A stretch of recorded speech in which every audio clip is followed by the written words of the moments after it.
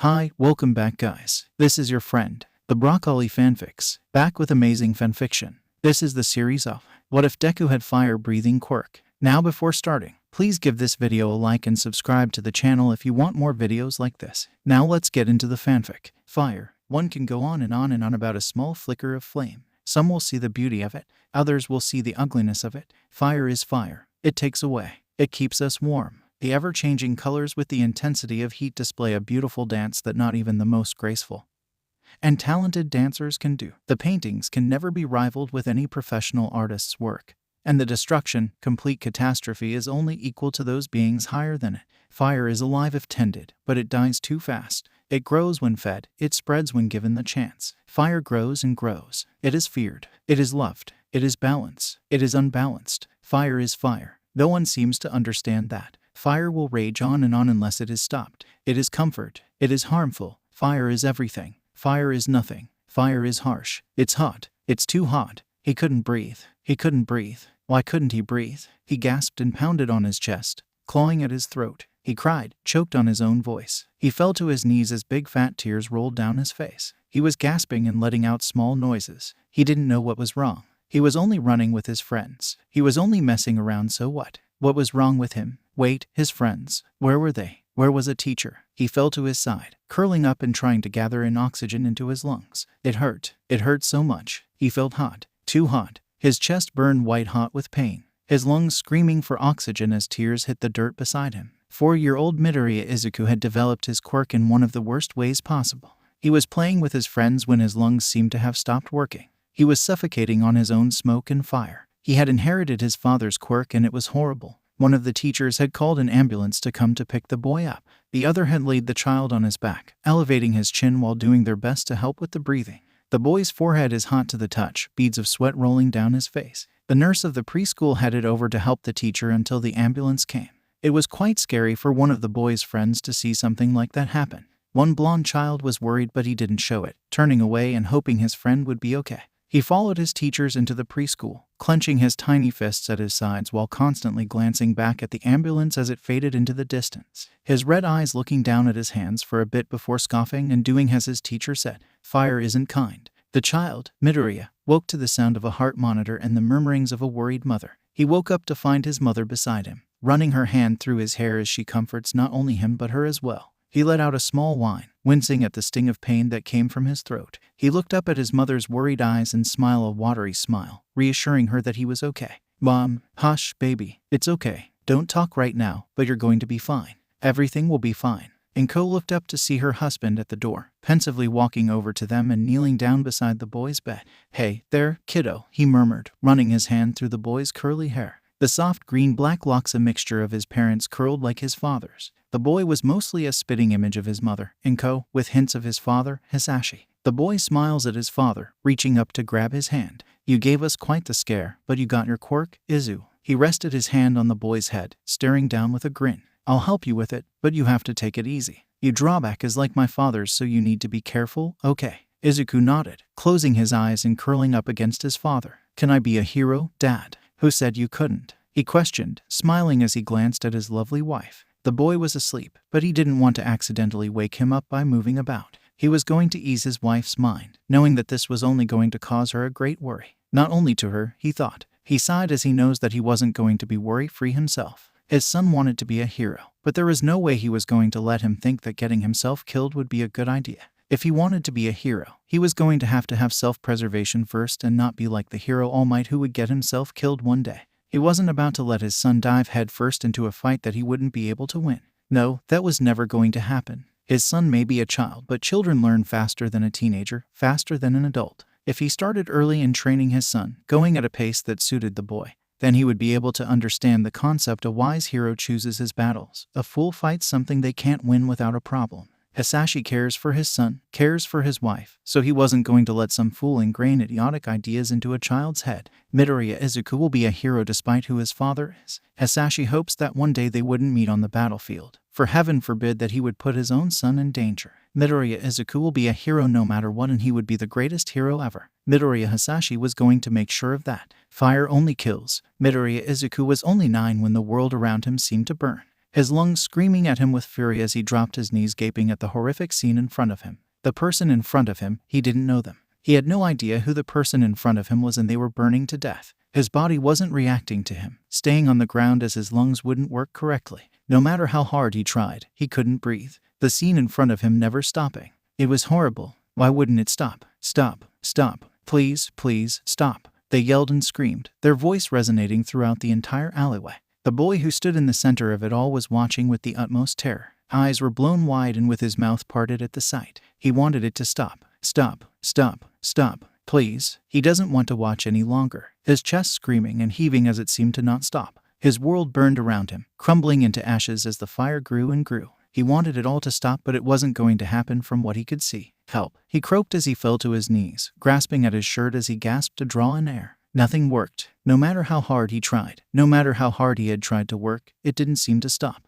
The fire around him raged and raged and raged, getting bigger and bigger all around him, engulfing the place surrounding them. His lungs seemed on the verge of collapsing. Not again. Not again. I don't want to be stuck here any longer. Dad, please. Dad, someone help me. The person in front of him screamed, howling in agony as the flames licked at their flesh. It burned and burned and burned. No matter what, he tried to stop it. He tried and tried, but nothing worked. He could only emit fire from his mouth, not control it. He couldn't do anything. How could he be a hero if he couldn't control his own quirk? How could he be a hero if he couldn't save the one person that had attacked him and activated his quirk by accident?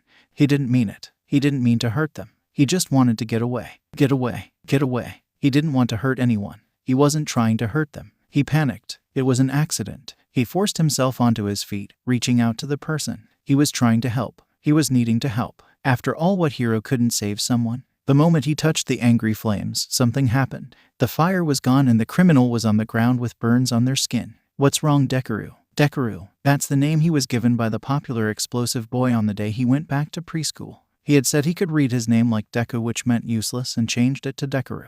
Of course, that never stops the boy from calling him Deku at times, and he's the only one who can call him that. Nothing, Kaken, he responded with a wavering smile. He was breathless. He couldn't catch his breath. Idiot. If you want to become a hero, you have to strengthen your quirk and lungs. I know. I'm trying my hardest. It's not easy, Kaken. He fell into a coughing fit as he put his hands on his head, angling his elbows and tilting his head back to elevate his chin. He breathed in through his nose and out his mouth. The blonde let out a loose explosion, a little too close to the greenie. The latter didn't think and put his hands up. The fire swirled around the palm in his hand before it was slowly absorbed into his body when he moved it closer to him. So you can control fire? Of course not. I can absorb fire like my grandfather. It's so cool, he exclaimed with a smile on his face. There was no happy smile on his face this time. All he could do was gawk in horror as he stumbled back, his eyes never leaving the charred flesh and the immobile body. No, he whispered, moving his shaky hands to his mouth. I'm sorry, Izuku. His resolve crumbled and he fell to his knees, crying.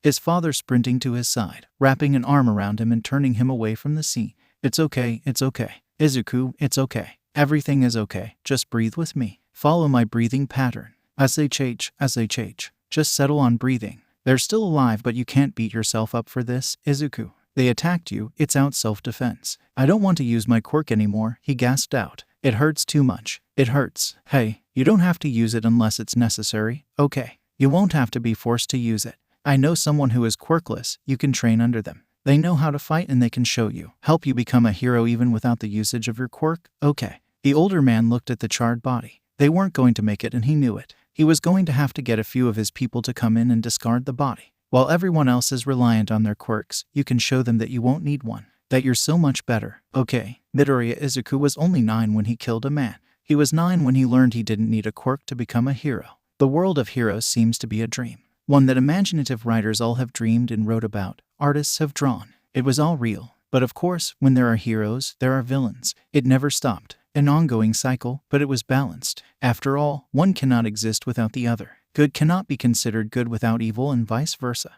That is just how the world works, whether people realize it or not. This is something that Midoriya had learned at the ripe age of 9.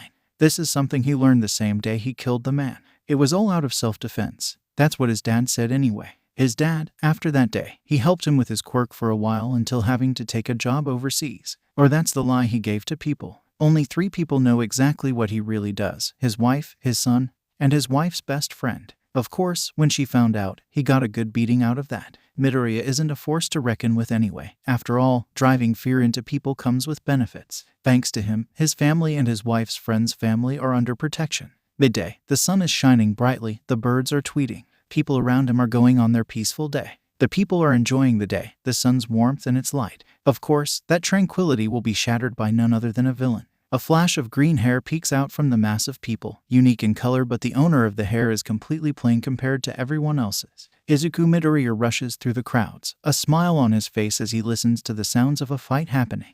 His eyes are glittering as he brings out his recorder, pressing a button once he skids to a stop. The boy murmurs the thoughts he has on the entire fight, listening to the other people's commentary. It seems that no one knows who exactly the hero is. A rookie hero if it's like this. He pauses the recording, coughing slightly into his elbow. Coming down with a cold? Probably. He doesn't care, watching and frowning at the way the hero keeps fighting. It is so sloppy, uncoordinated. He starts muttering to himself, frowning deeply at the sloppy fight. It isn't as good as it could have been, and his guess is that the rookie has never been in an actual fight like one of these. His thinking skills and his reaction time is way too slow. If he is a hero, then which school did he go to? Surely, in hero schools do they teach one how to plan and fight? Maybe this hero just didn't pay attention to those parts in class. No, if it was that, they would never have gotten their license nor have graduated. Well, it was probably the fact that there are bystanders around and they're trying not to hit anyone by accident or let any of the bystanders get hit by their attacks. It must be awkward fighting with people around you that you know cannot fight back. Izuku hums as he frowns, thinking aloud as usual. Since he doesn't know the hero's quirk yet, surprisingly they haven't shown it off yet, he mutters what they could do, maybe if they tried to use the sun as a good distraction. But no, that would be if the villain is dumb enough to look up. Well, maybe if they jumped. One's first instinct is to watch something. Our eyes are usually drawn to sudden movement. It would have to be quickly and perfectly timed. You're quite smart, compliments the stranger beside him who had overheard him. She had listened to him mutter his thoughts, his theories, and plan. It was all in the span of a few minutes. If he does become a hero, he will be a force to be reckoned with, that much is sure. It all just depends on the type of person he is. If he is hero material, then there has to be something about him, something that drives and motivates him that isn't just about fame or fortune. Hopefully, it is about helping people. A true hero, one that can be a good role model for people. You'll be a great hero with that analytical mind of yours. Thank you. I'll do my best. He smiles brightly as he glances back at the fight, his head tilting to the side as he stares with confusion. He watches the hero hogtie the villain with Quirk suppressor rope and leave it to the police. Midoriya blinks and turns to the woman beside him, saying, "If I don't become a hero, surely I'll be an investigator." I mean, with everything going on in the world, the villains, some cases like homicide and abuse and stuff like that have been somewhat overlooked. Vigilantes and underground heroes are surely taking care of it. Or you can become an archivist like your father, says someone as they come up behind him. They throw their arm around his shoulders, pulling him down slightly despite being shorter than the newcomer. Piercing red eyes, a scowl on his face, his hands clenched at his sides. Some would mistake the boy as angry at the green-haired teen with a muttering habit. But that is just how he is. A laugh comes from the freckled child, finding what the other teen said funny. Well, that too, Kakin. The green-eyed teen turns his attention to the spiky, blonde-haired boy with red eyes. He smiles brightly at him, greeting his childhood friend. I'm guessing we missed the train by now and need to walk. Honestly, this fight would have gone faster if not the sloppiness. I'm sure, though, that with time, the hero will get used to having an audience and be able to fight more freely and not as tense. A plume of smoke snakes past his lips as he starts to get excited about knowing more about the hero's quirk. He cuts himself off by coughing and scrunching up his nose. You and your father don't just have the same quirks but also the same habit. Come on, Deku. We don't need to be late to school because of your nerd ass wanting to know more. Just look up the hero's interviews later. But I don't know his name. He argues as he's dragged away. Bakugo Katsuki scowls at his childhood friend. Knowing your nerdy ass, you'd find out later anyway. Now let's go, you shitty Deku. Okay. Oh, Kakin. He rubs his wrist that has turned red from the tight grip.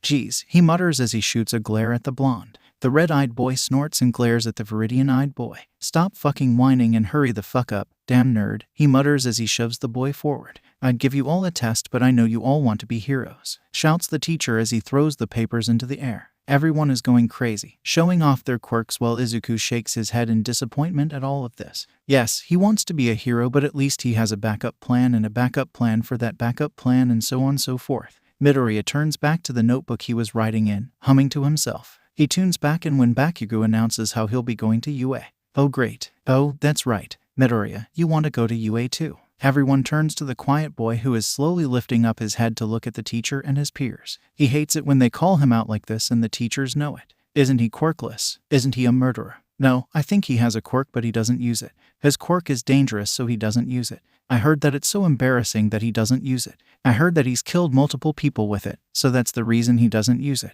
More and more comments and jeers erupt throughout the room. His mind warps most of them into insults and constant degrading comments. He sighs as he notices the same thing. Nothing has changed since he was 9 but he doesn't care. His friend doesn't try to defend him and the green-haired boy knows why. He has to stand up for himself before he even jumps in. Midoriya barely glances at them and rolls his eyes, deciding to ignore them and turns his attention to the teacher. He meets the man's eyes with a steely gaze as he smirks slightly, clearing his throat. I have many different schools in mind, but yes, UA is one of them. If I don't get into the hero department like I hope and plan to, I'll get into the general studies and go from there. That's when Bakugo finally pipes up to back him up. Unlike you fucking losers, Deku has actually planned out the rest of his shitty life. You're not helping, he mutters under his breath as he rubs his forehead. He yawns, stretching and going back to writing in his notebook. The teacher clears his throat and carries on with the lesson, deciding not to anger the two boys who are all too willing to fight each other during class. Those two are the most problematic students he's ever had to deal with. The end of school comes faster than anticipated and Midoriya is too busy grabbing his notebook to notice Bakugo until the blonde rips the journal out of his hands. Hero and Quirk analysis. Oh, number 13 too. Man, I wonder if there's something on All Might. Give it back, Kaken. He doesn't, flipping through it. Of course, he mutters, rubbing his temples. If you want something on All Might, it'll be in one of my earlier notes. I haven't really that much data on him like everyone else. He doesn't talk about his quirk, often avoiding the questions that deal with it. If anything, I theorize that it's a strength and speed quirk, one that has to deal with a lot of energy that our bodies contain for later. If that's the case, then is it possible that that form isn't his normal form? It would explain a lot how no one ever sees the man. Maybe it's part of his quirk. I mean, the explosive clap that gets his attention sends him stumbling back and tripping on the leg of his desk. He hits the floor with a cry of shock. Katsuki is giving him an unimpressed expression. Deku, he mutters. Bitch, he responds automatically. He clicks his tongue and picks up the journal, hitting him upside the head with it. Your hero name can be the muttering hero, Deku. Haha, you're so adorable, he jokes, pulling down the skin under his right eye while sticking his tongue out at him. Damn right I am. Come on, we should go and get something to eat. Midoriya shrugs and grabs his things together. You can go ahead, I'll catch up with you later. I have a few things to get done first. Yeah, don't get kidnapped again, he says, shoving Deku's shoulder with his hand as he passes by in a playful way. He spares one last glance at the nerd to see his friend wiping at his eyes and muttering to himself. He leaves with a frown on his face, thinking to himself before shaking his head and telling himself that it isn't his business. If the nerd wants him to know, he would have said something to him already. Bastard, he doesn't ever tell me when something is wrong. That stubborn-ass prick. He could be dying, but it doesn't seem to matter as long as it means he doesn't bother me. Izuku stays in the classroom for a few more minutes as he wipes at his eyes until they're dried from tears. He sucks in a breath, his stomach choosing to grumble at the lack of food. He should have eaten during lunch, but he just didn't feel hungry. He cracks a small smile as he remembers Kaken yelling at him for not eating. He rubs his head as he packs up the notebook and takes out his recorder, murmuring the theories he has on All Might that he just came up with while talking to Bakugo. The day's sun beams down on him as he pauses the recording, placing it in his bag as he moves his hand to the pocket knife that he keeps in his bag. His intuition is never wrong, so the first thing he does when he gets a bad feeling is to grab his knife. The knife that his father gave him for his 10th birthday. A butterfly knife with a rainbow blade. That one and many more that he basically has a knife collection. That is not important right now. The young fire-breather tentatively takes a few steps forward, keeping an ear out for anything suspicious. The manhole cover pops open and a slimy villain. Izuku's eyes widen and he jumps to hide beside the wall of the tunnel's mouth, hoping the villain didn't see him. If anything, he does not know if he can fight something that lacks a solid body. Liquidity quirks are difficult to fight, especially if the host has no solid form. Freezing or heating it up can be useful. Izuku has fire breath, but that isn't useful if he collapses gasping for air after using it. The quirk just isn't useful if the host can't use it right. That being said, Midoriya has to take a different route. What's this? A suitable meat suit. You know, universe, you can just go fuck yourself if you only plan on making my life a living hell. Izuku sighs as he turns his head up to find the villain looming over him, casting a shadow and trying to intimidate the boy. Just another perfect day apparently. He mutters, smoke puffing out of his nostrils. Dad needs to update his archives after I tell him about this villain. As fast as a viper, Midoriya slashes the air with his knife. He missed the villain's eyes, but it's enough for him to leap back in avoidance of the attack. The villain chuckles, hitting the boy's wrist hard enough for him to drop the knife. It won't hurt, he lies, grabbing him. You'll feel better in a few minutes. You're my hero. Not again. Not again. I don't want to kill. I don't want to kill again. Midoriya struggles in the villain's grasp, his throat and chest burning up with the harsh fire that bubbles and threatens to release. He knows he has to use his quirk, but he doesn't want to use it. He shouldn't use it. Dark spots pop up in his peripheral vision. Is this karma for killing that man all those years ago? His body starts to go limp, suffocating. I don't want to die. Neither did that man you killed. Someone, please. Why should you be saved? I didn't mean to. Neither does this villain. Izuku gasps for air one last time. Dark spots at the edges of his vision thread together and he falls limp. The pain in his chest is what wakes him up. His eyes snapping open as he sits up with a gasp in his throat. His eyes sweep across the underpass. His gaze falls onto the hero fighting the villain that had grabbed him. That's what happened. He doesn't recognize the hero, which is odd since he recognizes a lot of heroes. He sits up, coughing as he grabs the backpack that had been dropped beside him and searches for his knife. His chest feels tight from coughing harshly and from having been suffocated by the villain. He is able to catch his breath easier than usual. He doesn't care as he scoots close to the wall. Midoriya watches as he keeps himself close to the wall of the underpass. The hero seems to be having a bit of trouble. What's their quirk? He doesn't know. Is it possible that they don't have one? If so, does that mean he can be a hero and not have to continuously rely on his own? If so, then it'll be so much better. He looks away for a split second and sees an empty bottle. The hero doesn't have a strength quirk from what he could see, but the white wrappings around his neck that he's using seems to be good. What happens if he aims for below the eyes with enough force to cut that part off? Is it possible to weaken it enough to get it into the bottle? The hero must have heard his thoughts if they ended up doing his plan. Throw me the bottle. He reacts quickly but clumsily enough to toss the empty bottle to the male hero. The good thing is that the hero caught it and got the dismembered part of the villain into the bottle. The villain is swirling around the plastic container yelling profanities. The hero sighs and walks over to the weapon that lays discarded on the ground, asking himself why the villain didn't use it as he turns to the green-haired boy. Now that Izuku can see him easier, he takes the time to study the looming form of the one who saved him. A hero he doesn't recognize at all. Stringy hair, goggles, a scarf, and dressed in all black. He seems like he hasn't shaved in a while, going with the scruff. An underground hero, he guesses from the outfit's design. It seems to be for stealth missions instead of being flashy like other heroes that he has seen. He squats down in front of the teen. His eyes are covered by goggles, but he knows that he's staring right into his green gaze. Are you all right? He asks in a monotonous tone. Midoriya nods timidly as he glances to the villain in the hero's hand. I've had better days. May I have it back? He gestures to the knife in the other hand. The hero's mouth turns into a frown before sighing at the face he's given and lets the teen have the knife. The teen, in turn, puts it in his bag pocket, somewhat surprised that he gave him the knife. He thought he'd be questioned about it. You should probably get that villain to the police station. Thank you for saving me. The hero sighs, rubbing his forehead as he introduces himself, Eraserhead. But don't go talking about me. Midoriya nods and smiles brightly at him, earning an annoyed grunt. Slowly, it fades away and he jolts to his feet when his phone rings. Seeing the user ID, he gasps. He ignores the call and sends a quick text message. I wish to ask you a few questions, but I have to go. He bows politely and pivots, running off and leaving the hero behind. Eraserhead watches the boy scurry away and glances down at the villain, who stares on with disbelief at the entire scene. Come on, let's get you to the police station. He sighs and heads off, thinking to himself. If anyone were to have told Aizawa that he would have to deal with a villain made of slime and rescue a teenager from its clutches, he would have been looking at them like they're stupid and wondered what he was doing being a hero during the day. He is an underground hero. If anything, he'd be in the alleys stopping petty crimes or usually patrolling at night. Most of the time, the day is when he's at work or at home resting. The only reason he isn't at UA is that Nezu thinks it is a good idea to treat him as an errand boy. Apparently, the principal wanted him to get some reports to the police before 5 o'clock. Why does he always give him the last-minute jobs? He already has to with the brats in his class who don't take things seriously, and Yamada Hazashi, whose quirk gives him a migraine. So when he had found the boy in the grasp of the villain, he acted. The hero frowns at the thought if he hadn't been there. So maybe something good did come out of being sent on the errand. If he hadn't been there, then what would have happened? That was a question that always came with being a hero. He hadn't seen any other hero out today, so would the boy have been suffocated, or would he have the luck of getting his knife at one point?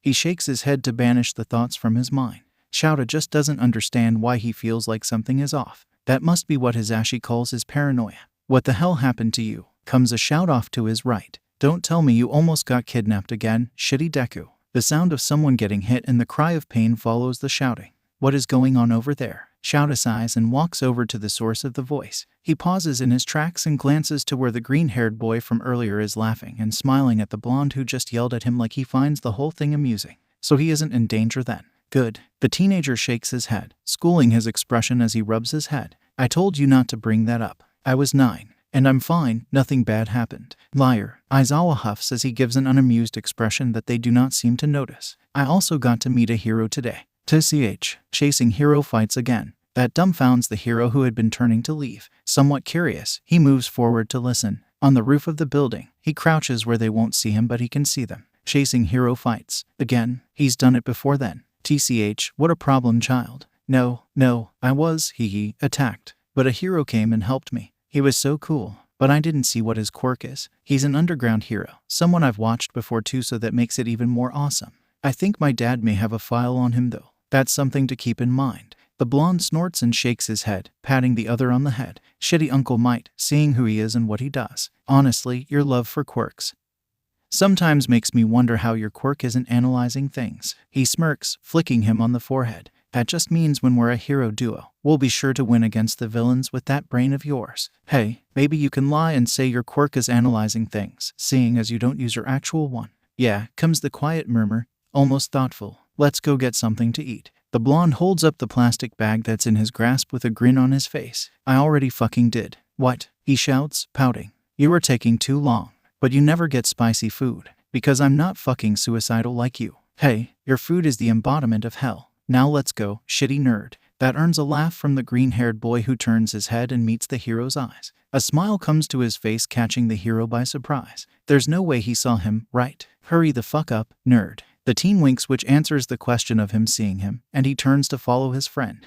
I'm coming. Eraserhead shakes his head and heads off to the police station. That was their first meeting. The pro-hero doesn't know that they're to meet again. That night, his thoughts are suddenly intruded by the memory of the plain-looking teenager. The teen who he had saved just earlier that day. For some reason, after having forgotten about him, his mind suddenly thrusts the memory back at him. He thinks back to the conversation he had overheard. Something that the blonde said clings to his brain. If he truly is good at analyzing, then maybe, just maybe, the skill can be developed. Only if he's going to be in UA. Otherwise, there's no point for me to help. A small meow comes off to the side of his bed. Come on, he murmurs to the small kitten and held the animal to his chest. I can't sleep anyway. Let's go and do something. Usually, he'd be out on patrol, but tonight one of his underground friends are on it. Did you get kidnapped again? I was 9. Maybe he found something to give him information on the teen. Their second meeting happens the next day. It's too soon yet so fortunate. This time is when Shouta is in his civilian clothing with his Ashi flanking his side. The boy is wearing a mask this time, but those bright green eyes are eyes that he won't ever forget. The boy is writing something in a journal and he hears the sound of muttering reach his ears. Incoherent muttering. Both his Ashi and him are distracted and he doesn't have the motivation to warn them. So when they collide, the notebook falls out of the teen's hands as he falls to the ground. Aizawa kneels down, apologizing for his Ashi's inability to walk and earning an indignant hey from his friend as the blonde helps the boy up. He looks down at the pages, seeing a simple drawn sketch of his hero persona with a few things to the side. The research he has done the night before hadn't given any answers about the boy and couldn't find any kidnappings of the teenager. Which isn't odd, seeing that not all cases of kidnapping get published or made aware. That infuriates him sometimes. Staring at the paper, he gets halfway through the first sentence when it's ripped out of his hands. Sorry, but I never let anyone see this. He stops as he stares at the raven-haired man. No way. Eraserhead. He squeaks out with awe and nervousness in his voice. Somehow this kid who hadn't been around him long enough to even notice any memorable and noticeable features has been able to recognize him. Before he can even deny it, the parakeet beside him has to ruin it. Haha, Shouta, the kid recognized you faster than most. The boy whirls to him, his eyes widening. And you're present, Mike, he whispers, keeping his voice low but the smile on his face is blinding, his eyes gleaming brightly. Head tilting to the side with excitement. Your radio show, I follow it. It actually gives me a lot of information for my hero notes. What?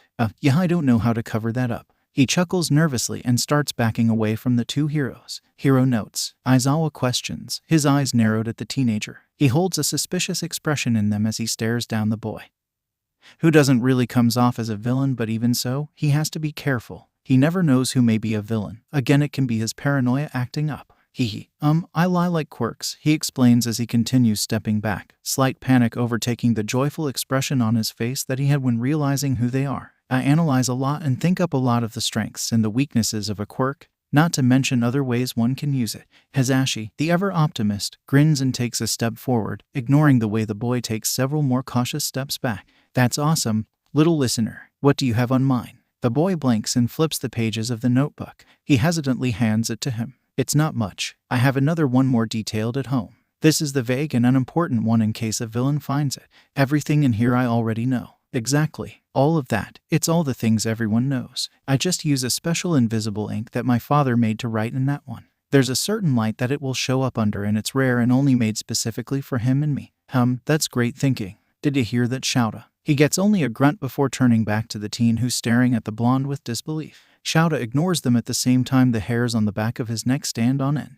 What's your thoughts on my quirk then? The teen fidgets and glances around, his eyebrows scrunching up. He must feel it too, something that catches Shouta's attention once again. He's observant, which may have been the reason he had been able to recognize him. Let's go somewhere else. The entire walk is filled with a constant stream of questions from the green-haired boy about their daily lives and just acting like they are normal people and not heroes. His eyes are always scanning, shoulders loosely tensed, almost difficult to relax with the feeling of being watched. Finally, the boy relaxes and gets them to their destination. Somewhere else turns out to be the edge of the beach, which has been used as illegal dumping grounds. The boy glares at the trash with disgust, scrunching up his nose. I hate what people have done. This used to be a beautiful place, he murmurs. He goes over to the refrigerator and opens the door, taking out the bag that he has in it and grabbing a flashlight. He tosses it to present Mike without a word, who turns it on.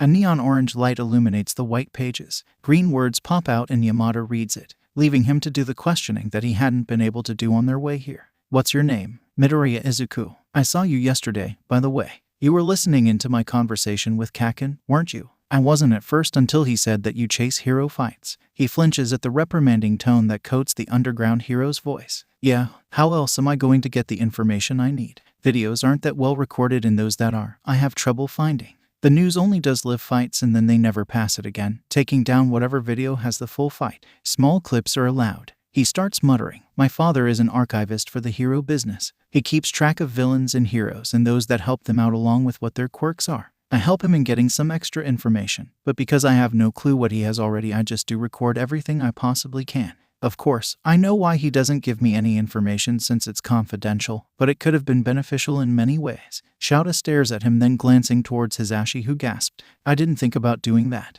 Midoriya tilts his head and stares at the man. Oh, you've got to my theories on how to use your quirk. I had to research a lot. Seeing how everything has a certain frequency, my idea was matching a frequency enough to shatter it. Like glass. Your quirk can shatter glass. It's been done before. What about metal? Seeing that the atoms vibrate in a certain frequency, could you match it enough to crack it, or does that hurt your vocals? I'm kind of surprised you hadn't thought of that before. I mean, I've seen it happen before, but I wasn't sure if you've ever realized. His green eyes meet Shouta's dark ones. The man is an underground hero, so he may not have such a flashy offensive quirk, meaning he might have to rely on fighting hand to hand. This being said, his quirk might have to do something with his eyes if it calls for goggles such as the ones he wears, dark enough to cover his eyes, given the name. What are you talking about? His eyes widened tremendously as red covered his face. I was muttering, wasn't I? Midoriya sighs at the affirmative nod, rubbing his nape. I was thinking about your quirk and fighting style. Your quirk isn't necessarily flashy, that much is for sure. A lot of underground heroes don't have flashy quirks which help in stealth missions or in sneak attacks.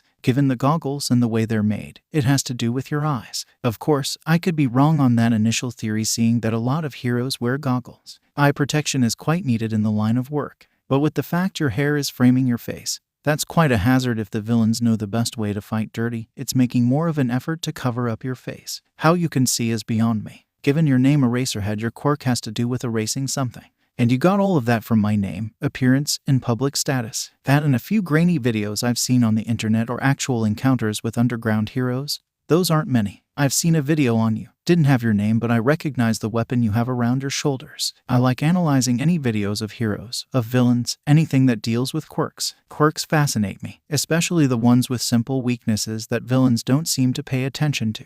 That gets Shouta thinking, and he already thinks a lot. But this child is a mixture of impressive and concerning. If villains find out he has this knowledge, well, Shouta doesn't want to finish that thought. By the way, what exactly is your quirk? Shouta's quirk is called Erasure. He can erase quirks that are in his line of vision. Aizawa sends a glare towards him, letting him know how much of a stupid move that was. Though, that sends him into another muttering spiel. Shouta can't really hear what's being said since the mask is muffling it and he's muttering too fast. He walks over to Hisashi, who is showing him the notes on All Might, the same man who Nezu is trying to get to teach. Quirk, unknown. Theory: All Might's quirk has to do with strength and speed. That much is known from having seen everything on the hero. His quirk has to do with the energy source in one's body, seeing that it's stronger than any strength quirk I've seen.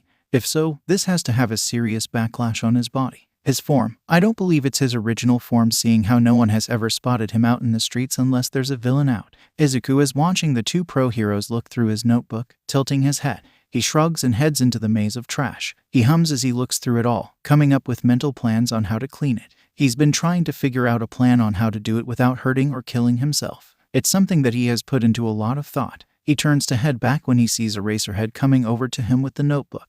I want to know something. The dark eyes of the man burn into him, his notebook and flashlight in his grasp. How much do you actually know about All Might? Not any more than what the notebook has. Why? I want you to meet me at UA tomorrow at 2 in the afternoon. Did I do something wrong? It depends on what my associate thinks. I will be keeping this notebook until tomorrow, although that depends on someone else's decision. That strikes a chord with Midoriya, his eyes widening as he figures out what he means. You're going to show that to someone else? He exclaims with disbelief. There's a reason why I keep my notebooks with me at all times. Eraserhead bops him on the head with the notebook. I won't give it to anyone but that associate who will speak with you. You knowing this much about a hero that no one, even heroes who they've worked with, knows more about something like this. Do you see why we're concerned? If villains know you have this information, they'll target you. Dad wouldn't allow that. He has had to deal with many of them trying to harm Mom and I, but they're just theories. The glare that he gives him is a mixture of disappointment and exasperation. He mutters something under his breath, but Midoriya catches a few snippets. The man turns his gaze back to the teenager. It doesn't matter if they're just theories. Your skill and analysis, the weaknesses you know about heroes can still put you and everyone else in danger. You're a smart kid. But this, he gestures to the notebook in his hand, bringing this with you was a dumb thing to do. If you're to do something like this, keep it at home. Yes, sir. Good. I'll see you then. The day passes by without any more disturbances, but the night yields to constant thoughts. He lies in bed with his eyes on the ceiling, unable to sleep. Worries plague his mind, his eyes bloodshot from the constant staring that he is stuck doing because he is too busy freaking out to function properly. He is thinking about the earlier events that had happened, anxious on the fact that he will be meeting someone who may have him to stop his notes or might have him be arrested and put into questioning. Or, he stops. He has to stop thinking. The teen sits up and rubs his face with a sigh, glaring into the dark room. He isn't going anywhere, just laying there and doing nothing. With a sigh, Izuku swings his legs over the edge of the bed and stands. The teenager yawns, stretching to pop his bones. Midoriya walks out of his room, needing to clear his head before heading back to sleep. The clock on the stove flashes in neon red. 3 a.m. He has to be awake in 3 hours to get ready and do his morning workouts, then go to the dojo to meet with his instructor. His mother knows about the visitation at UA and will be accompanying him to the school via the request of Eraserhead, who isn't one to do things such as this without permission from the parents. His father found out via his mother. He will be fine. If they have anything to say about it, they'll deal with me. That was what he said, telling them that the heroes will have to deal with his archivist side and not his villain side. Either way, Hisashi will not be happy about it. Izuku just hopes his father will be careful and that this meeting won't have to deal with a confrontation with his father. He sighs as he readies water for his tea, turning the stove on and placing the kettle on the eye of the stove. The teen is tapping his knee with the spoon, humming to himself as he sends glances towards the hall, staring at the exact door where he knows his mother resides in.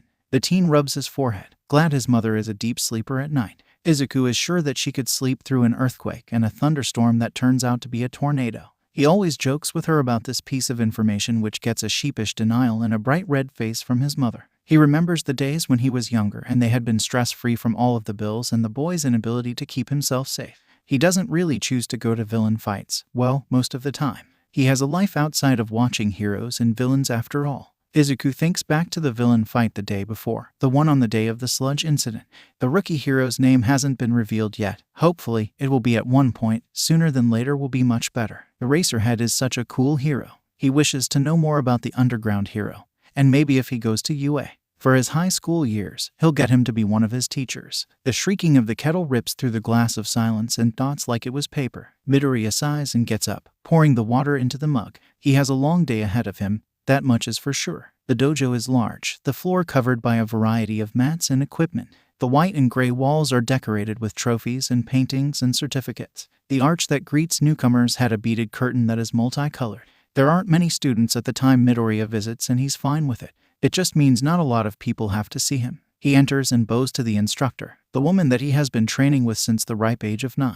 The violet irises that hold golden specks twinkle a glisten at the sight of the familiar, green, curly hair. She greets him in English with the same southern drawl that he has accidentally picked up. The woman is from the southern region of the United States. "Hello, Midoriya. It's been a while since I've last seen you. You've been working out, as I said." "Yes, ma'am." He pauses and hesitates to say the next thing. Despite being around her and speaking English every time since he was 9, his English isn't the best and he stutters a lot, stumbling over his words too many times. He has been getting better as long as he continues on with his learning. Slowly and carefully, he speaks, "Ms. Little, I actually have an idea and a plan on how to work on my muscle and strength." The woman tilts her head at that and grins at the lack of stutters. "Well, lay it on me. Clean the beach." He watches for her reaction for a second before speeding along. "Small things first, then bigger things." "Oh, honeysuckle, are you sure on that? I ain't gonna stop you as long as you're careful." His instructor does have a concerned expression set on her face, and his reassurance does nothing to soften it.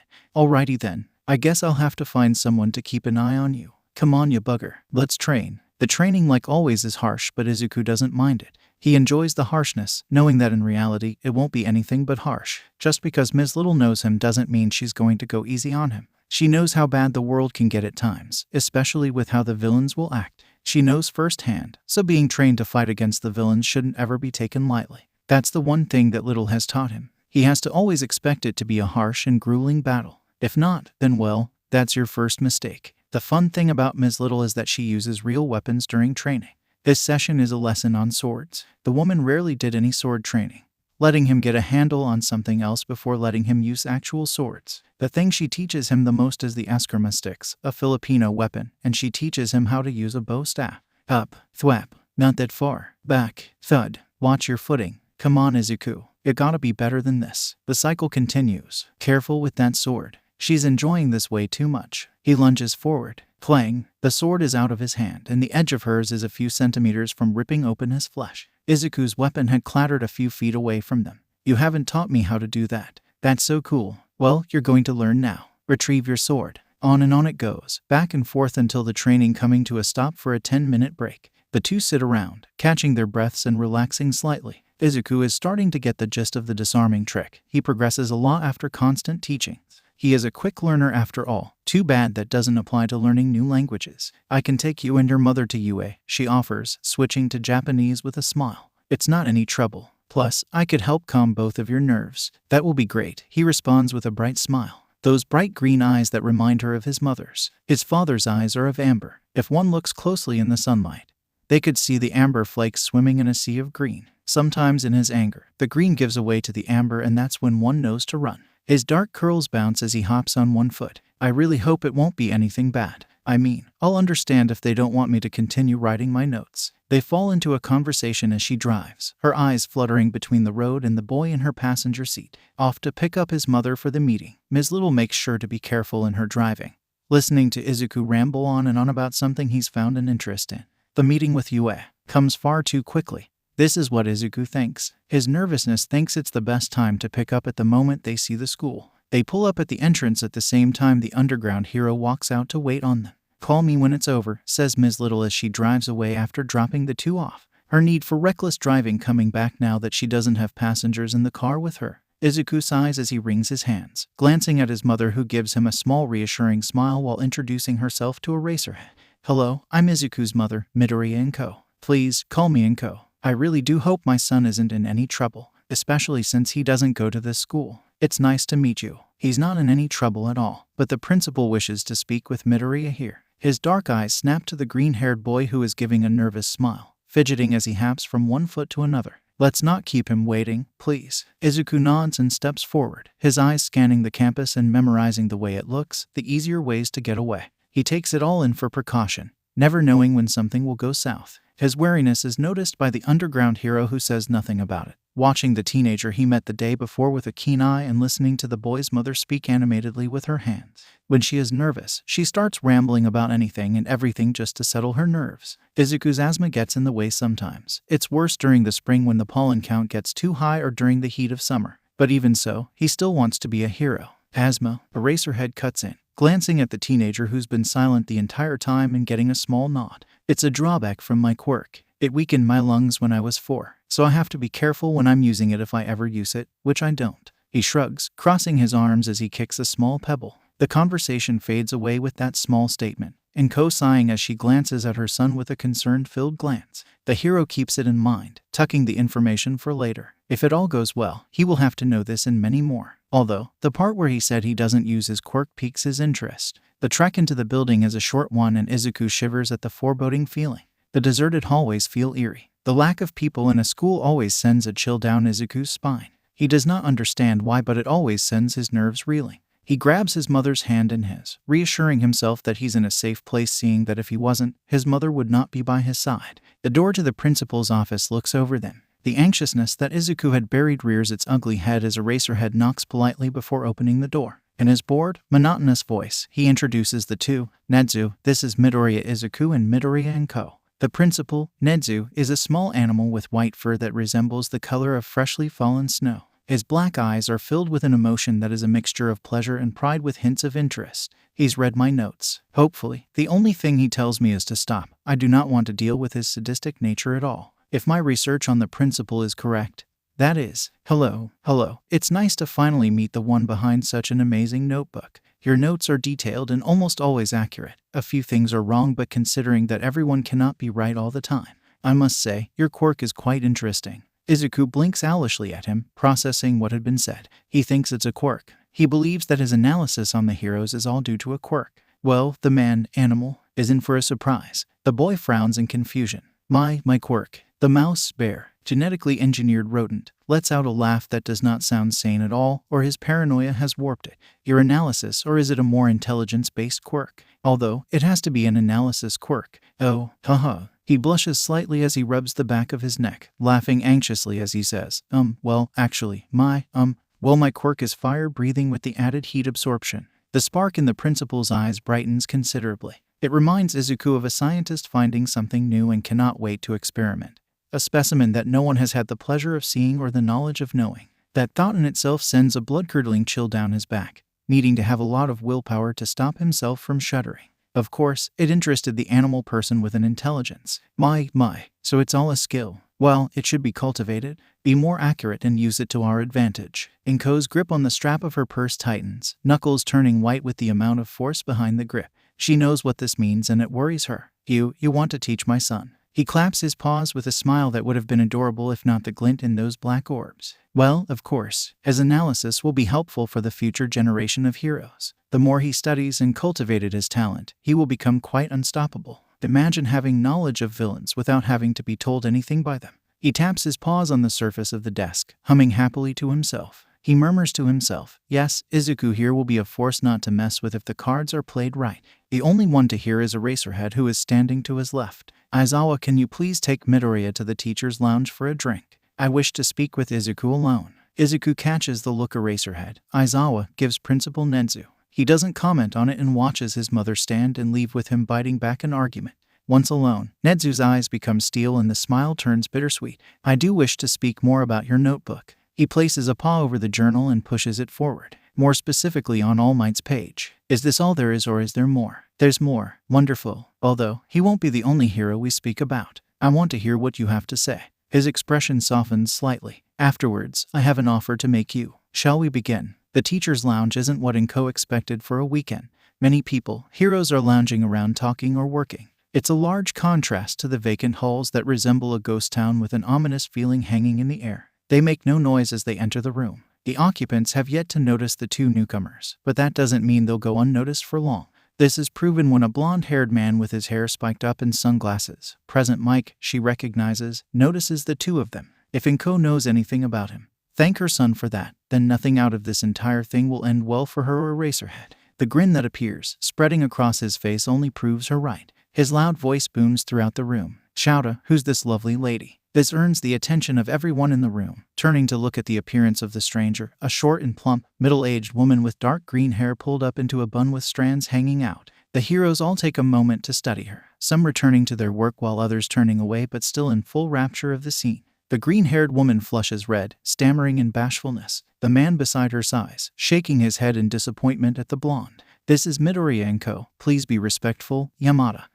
Sorry. It's nice to meet you, Midoriya. He gives her a friendly smile for a second before he's pushed away by a tall woman with thick, navy blue hair, a heroine that Midoriya & Co. recognizes on sight.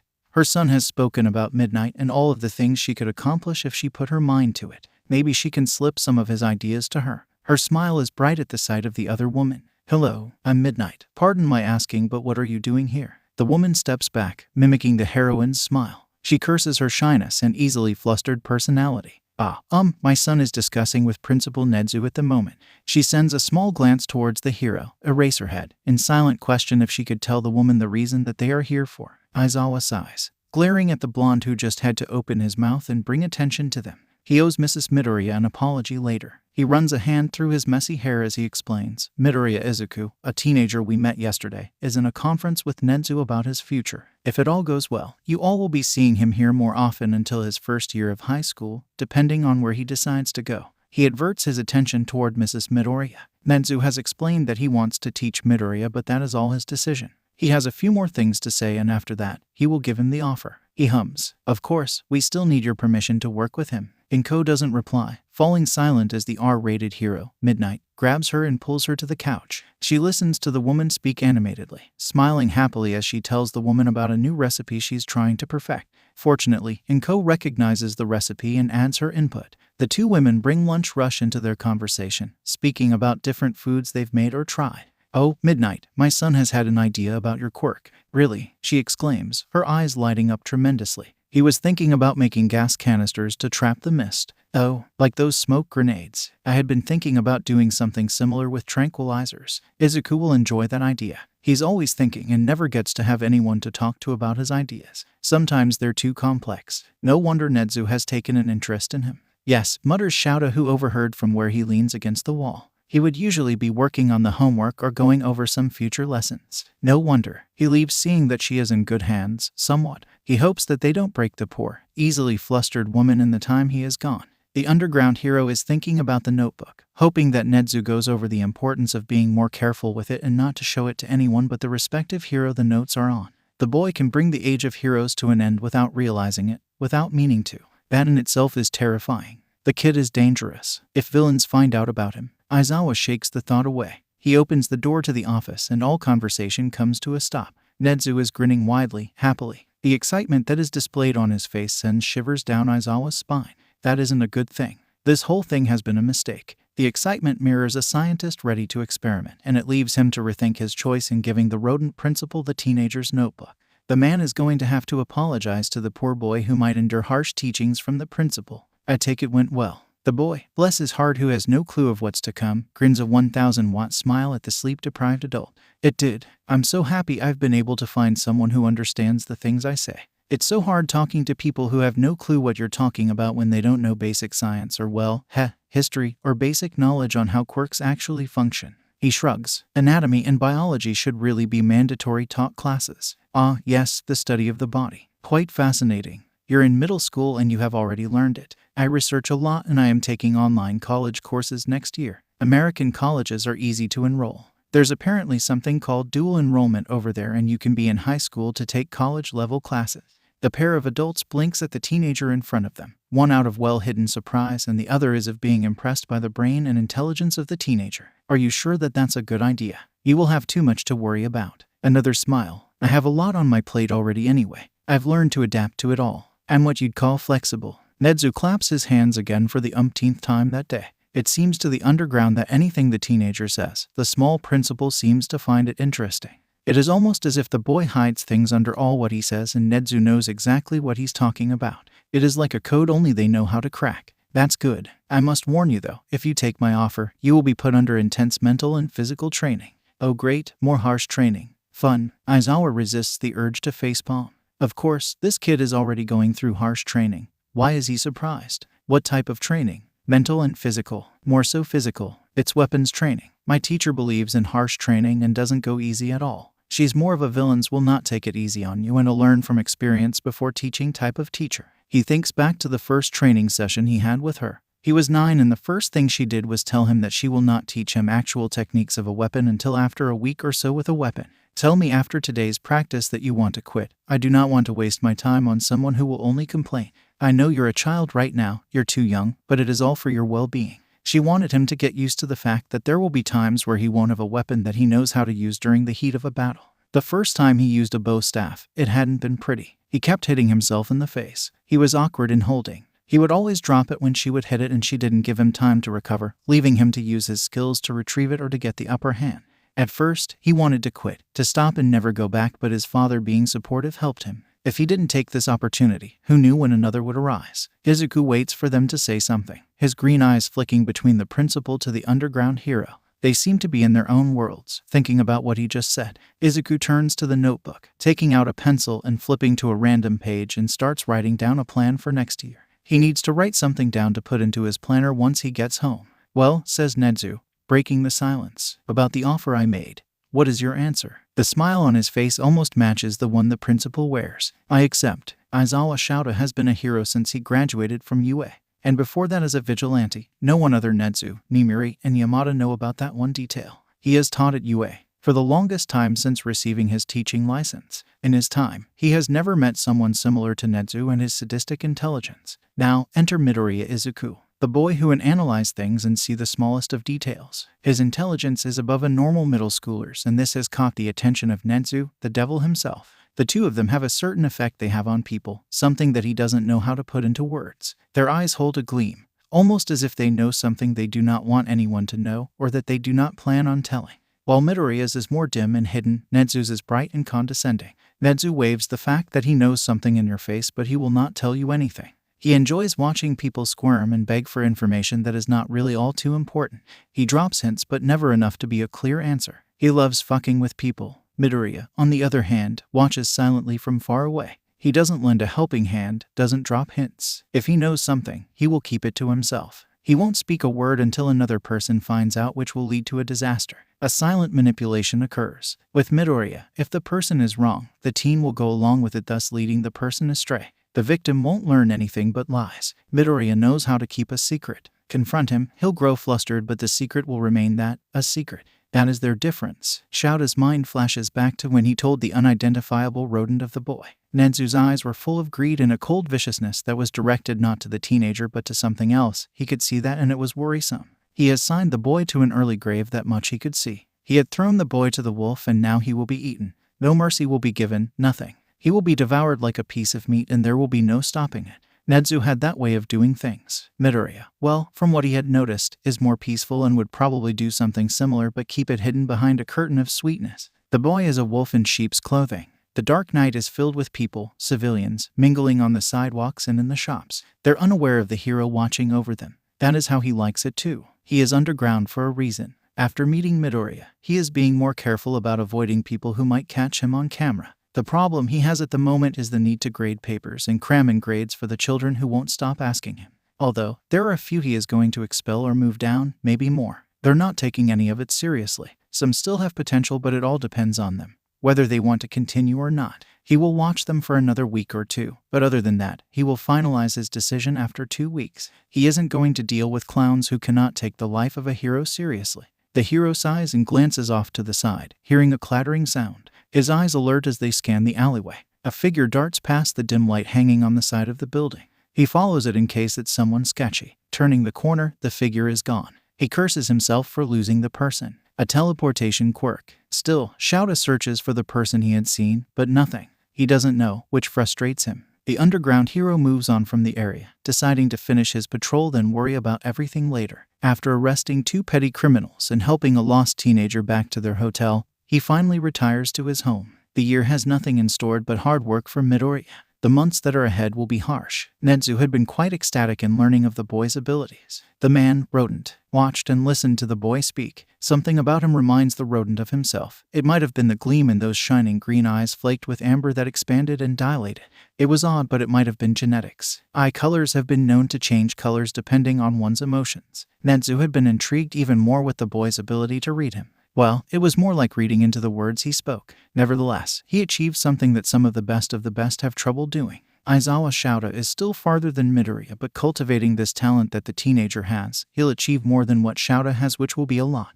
Yes, when they're done with him, the boy will be a force no villain will ever want to cross paths with. Nezu laughs as he thinks of that. He just laughed. He laughed at something he thought. He laughed in the middle of a staff meeting. He made a mistake. Everyone's staring at him like he's lost his mind.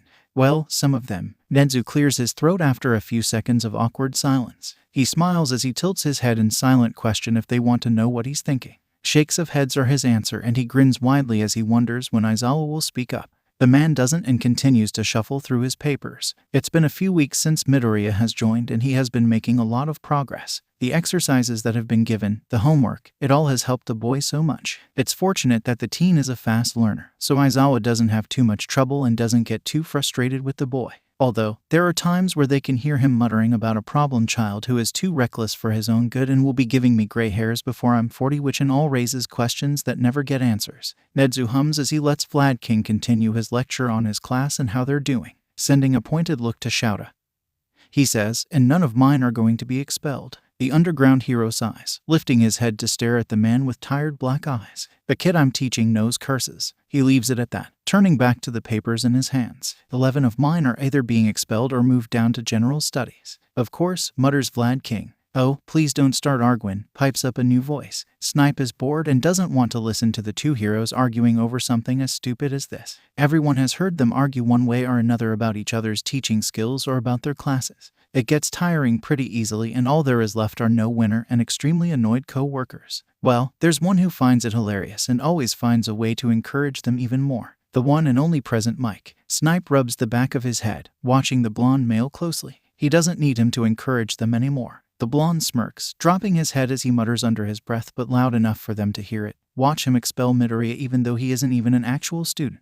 I see that happening. And then Nezu will tell him that he can't because Midoriya is his student and not Shouta's. Thwap. The sound of paper hitting skin erupts throughout the room. That's enough. The problem child isn't of our concern in this meeting, and frankly, I do not want to think about him right now. Yamato laughs, glancing at his friend from since high school. Awa, he can't be that bad. Oh, no, I can agree with Eraser, says Midnight, jumping into the conversation. She clicks her pen with a frown. His mom talks about how similar he and his father are at attracting trouble. You have no idea, mutters Aizawa. And he is not even my student. Nezu, control him, please. Teach him to stop being so troublesome. Snipe cannot help but wonder just how bad Nezu's protege is. He doesn't say anything, watching the conversation shift back to its original course. He turns towards Hounddog, who finally speaks up for the first time during the meeting. Have you gotten in contact with All Might?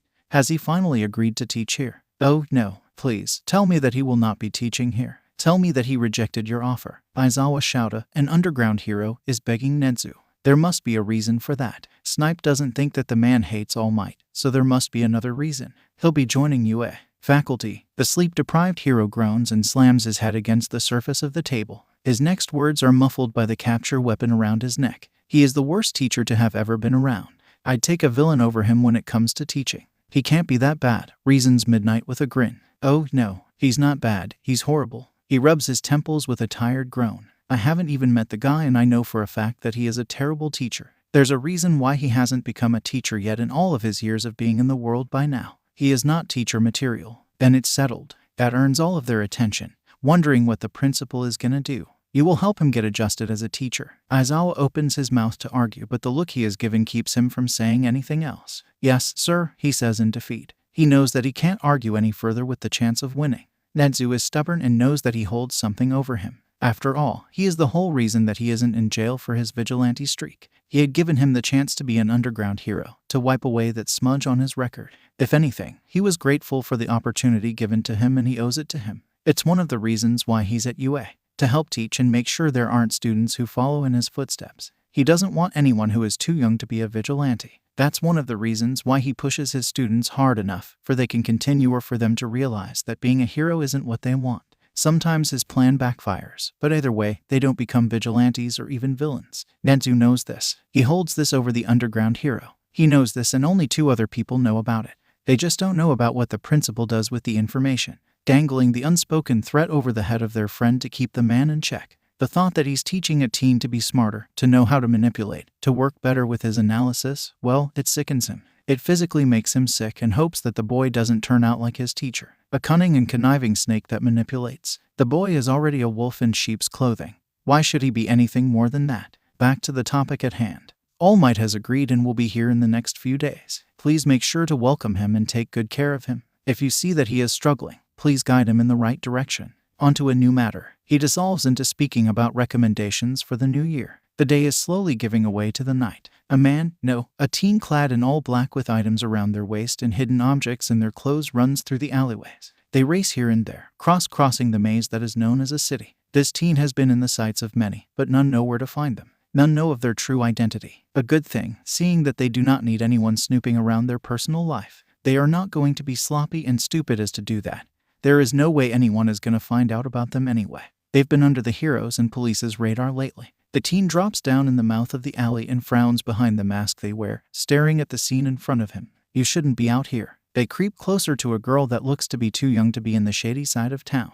She leans over a body, her shoulders shaking. Is she crying? You should go away. You'll probably end up getting hurt. The kid, teenager, turns and grins at the black-clad teen with a cruel smile. She had been laughing. Oh, don't worry about lil' ol' me. The dim light in the alleyway glints off her unusual sharp teeth, her hand rising up to grab the teen. Vigilantes like you are the worst scum ever. I will rid of this world of vigilantes. Hey now, why vigilantes and not villains? What have we ever done to you? The teen leaps out of the way of the attack, not using his quirk just yet. They grin behind the mask and kick the girl in the back, sending her sprawling. I would say sorry, but you attacked me first, so not sorry. They hum as they send kick towards her temple, effectively knocking her out without the use of a quirk. I don't know what your crime is, but guessing the blood on your shirt and the crazy glint in your eyes, let's go with murder. After that, the vigilante moves to leave but is stopped by a bow staff. Vigilantism is illegal, but I'll cut you some slack, seeing that you're only trying to help, but if I notice anything less than that, well, it'll be a shame to have you arrested.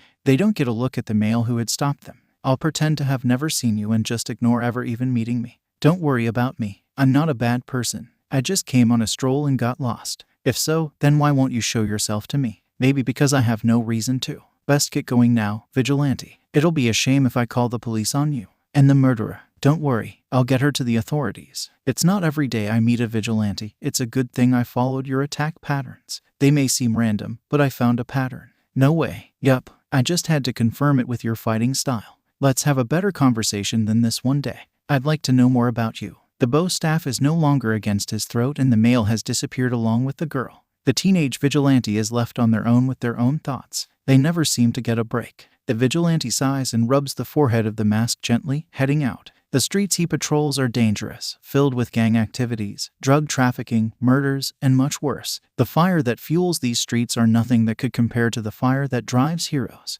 The people here couldn't compare, for the fire that drives them burns so hot it rivals the sun. The fire in the heroes, it's a mere fire that barely resembles a small campfire. Up, now back. Shadow watches the boy do as he is told, doing it clumsily, tripping over his own 2 feet. He huffs at the sight, watching the boy getting hit. Either he isn't taking this seriously or something is wrong with him. Swing. Izuku, your balance is atrocious. What the heck? The woman is a terrifying instructor but is efficient, yelling in English that sounds nothing like Yamada's. It's probably the difference in accents that he is hearing. We've gone over this so many times already. What? Just because you got a course at UA, and you're gonna give up this? Is that it? You're getting way too cocky, boy. Don't think you'll be a hero like this. That's a bit harsh, but Shouta can see where she's coming from. Although, Eraserhead would have just expelled the child. The boy isn't under his charge. No, nothing. Let's go again. I'll do it again, better this time. Better, she repeats. She doesn't say anything and attacks the boy who meets her blow. He kicks at her feet only for her to jump back. They go at it back and forth, harshly with never-ending dirty tricks to tip the other off. The teen does something even he didn't expect. He threw the staff up in the air and takes the slight distraction as a way to grab Little's weapon and kick her away.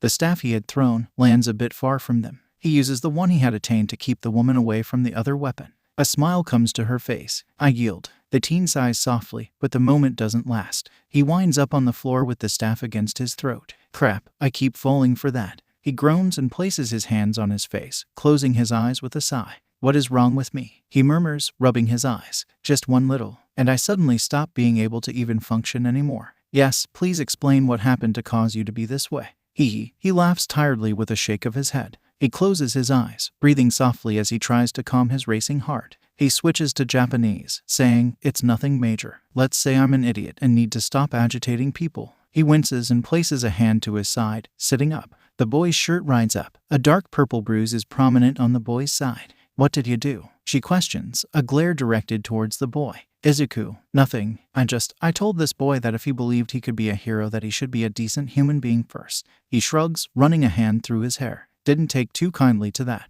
After all, what does the delusional quirkless kid know about being a hero? He lets out a small laugh at the direct quote his classmate had said. He winces and presses his hand on his abdomen with a soft groan and a shake of his head, earning a raised questioning eyebrow from the underground hero. But it's fine. It's not as bad as it seems and I don't really care. They don't know you have a quirk. Some speculate. Others are convinced I don't have one. He shrugs, getting up and twirling the staff. It's simple enough to lie and convince people of my lack of quirk than be asked why I don't use it. I like my quirk. I train it with my father, but I don't want to use it unless the need arises. It takes too much stamina and hurts my lungs on overuse, remember? True, but you've been working on strengthening your lungs, right? Ms. Little gives him a look that he pointedly ignores. Yeah, I have. My asthma doesn't act up as much anymore when I'm running. Thanks to you for the last 5 years. Cedar trees and intense summer heat still suck and the cold doesn't help whatsoever. My dad has a few of his men working on a respirator which will help a lot for later in life, so I may be able to use it more without my lungs dying on me. Shouta huffs, getting to his feet and walking over to them. Are you done here? Your class with Nezu is about to begin. Of course. Sorry, I need to get my stuff together. How long has he been training with you? Since he was 9. The boy is very analytical and has found weaknesses of mine that I hadn't ever noticed by the second year we've met, but, well, I'm trying to work with him on one small problem. Which, he cuts off, turning to the child who was muttering to himself and organizing a binder onto another one. It's creepy, to say the least. He mutters a lot and it's, well, you know. Shouta nods, watching Ms. Little snap her fingers at Midoriya to gain his attention. See you tomorrow. Bring that little explosive friend of yours. I want to chat with him. A nod and they leave. How badly bruised are you? The man turns to look at the shock-ridden, green-haired teenager. He raises an eyebrow only to get an I don't know what you're talking about response which causes him to raise the other. He narrows his eyes at him and earns a glare back. Kid has guts. Fine, he mutters with a sigh. It's not bad but kind of hard to wear clothes. My parents or Kakin don't know about it, but it's fine. I'm used to it. 1 year left and I do not have to worry about seeing them ever again until fate decides to be a bitch and force us to meet again. You have no luck, he muses. Tell me about it. Manipulation is difficult, stared Nezu, pressing the pads of his paws together and leaning forward. You know this well, I presume. Tilting his head, he leers at the teen before him. Knowing that you're being manipulated is a lot harder. You know when someone is bribing you, when they're blackmailing you, etc. The only things you don't know is when they lie and when they manipulate. That's true, he murmurs, thinking back to when he was younger and was with his father during some of his meetings with a few, well, villains. Asashi, with his mask of reassurance and promises, spun his words, saying sweet things and twisting the meaning behind what all he said. He listened and watched how some of them started changing their perspective on helping him. They just didn't know that they were pawns and had gotten nothing of what had been offered. They hadn't noticed either until it was too late. They hadn't known just who was pulling the strings throughout the entire operation. They didn't know Hisashi's real name nor of who the boy was or how he looked behind the dragon's mask he wore. My father had once said something about it. In the archives, he has been given permission to review all of the files. He says that if someone were to know of the weaknesses of the weak and knew just where to hit, they'd be little minions unknowing to the boss they work for. Deceit is a key role in manipulating, spinning your words with the cloth of lies and making it into a curtain that veils the truth. He notices the interested gleam in the animalistic principle and sighs. The lesson is on manipulation, I presume. Although, why you're teaching me, a 14-year-old, on manipulation is beyond me. What if I become a villain in the upcoming future? You have signed your own downfall. Or is it because you want me to recognize the signs of someone attempting to manipulate and lie? The wide smile grows wider if that had been possible in the first place. You're clever. I'm so glad that this won't be such a boring lesson like it usually is. It's nice being able to speak with someone who understands my way of thinking and won't drop out after this one. Midoriya grinned, tilting his head to the side. Well, who's to say that? Your quirk is high specs, right? That only grants you an intelligence level higher than that of a human's. You can speak and think and act similar to a human, but you cannot see into the future. Let's see just how long I last, won't we? You seem to be so assured of yourself that this might last longer, that I won't become a villain. You're right. I don't see into the future. Let's place a little wager now, don't we? That earns the highest level of attention from the boy. Just what might that be? Well, first let's get through this lesson and then we'll see just what that wager is. Oh, he asks, sounding slightly suspicious of what it'll be. He leans back with a shrug, deciding to wait and see. Fine, let's get through this lesson then. They work. Midoriya listens and notes down the things the principal says. He listens to the lecture while adding some commentary, asking questions, and pointing something out that doesn't make sense. They spend the same hour and a half together, working on the lesson while Izuku is using his analytical skills to pick out when Nezu lies or attempts at manipulating him. He has trouble, but once he started listening and started paying closer attention to the actions and words, he was able to pick up on the tells when he'd lie. The attempts of manipulation are more difficult to pinpoint. It's been 45 minutes since they started and Izuku has started seeing a few recognizable gestures that his principal uses. You know, what's funny, comments Izuku as he leans back. The attempts of your manipulation are similar when you offered the wager. Oh, your way of speaking changes. Your eyes seem to have this glint in them when you think you're winning, he notes, flipping the pages in his notebook to the one before his notes on the entire lesson. You said you're right, something that doesn't happen often. Yes, you meant it, but that wasn't how you would ever phrase it. Playing my ego, weren't you? He taps the paper with his pencil. It's funnier to think that there ever was a wager in the beginning. Either way, the wager would have ended up with you winning, hence the glint in your eyes. The wager wouldn't have been fair nor would have given me anything. Twisting your words to make me think I would earn something only for it to go back to what you originally had in mind.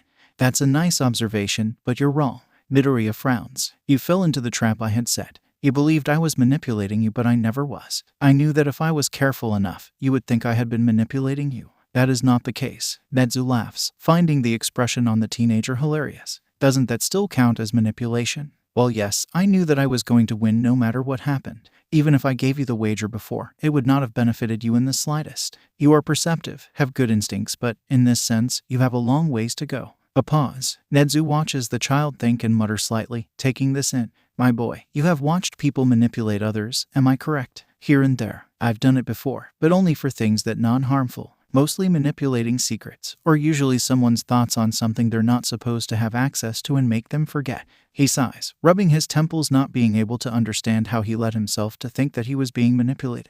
I'm too paranoid, he mutters, red covering his cheeks. I always suspect people to try and do something, albeit the zero chance it will happen. Well, yes, I've noticed that. Your guard is always suspecting something bad to happen. It's a good thing, but it can also be a bad thing. In our line of work, being suspicious will keep you alive, but it will cause a backlash on you. Your allies will doubt your trust. Nezu hums. You are a smart boy, Midoriya, but if you can't hide the suspicion, or wait for a little longer before gathering evidence, that will be your downfall. Not your quirk situation, but the way you go about everything. Your reaction to people and their body language needs work and improvement.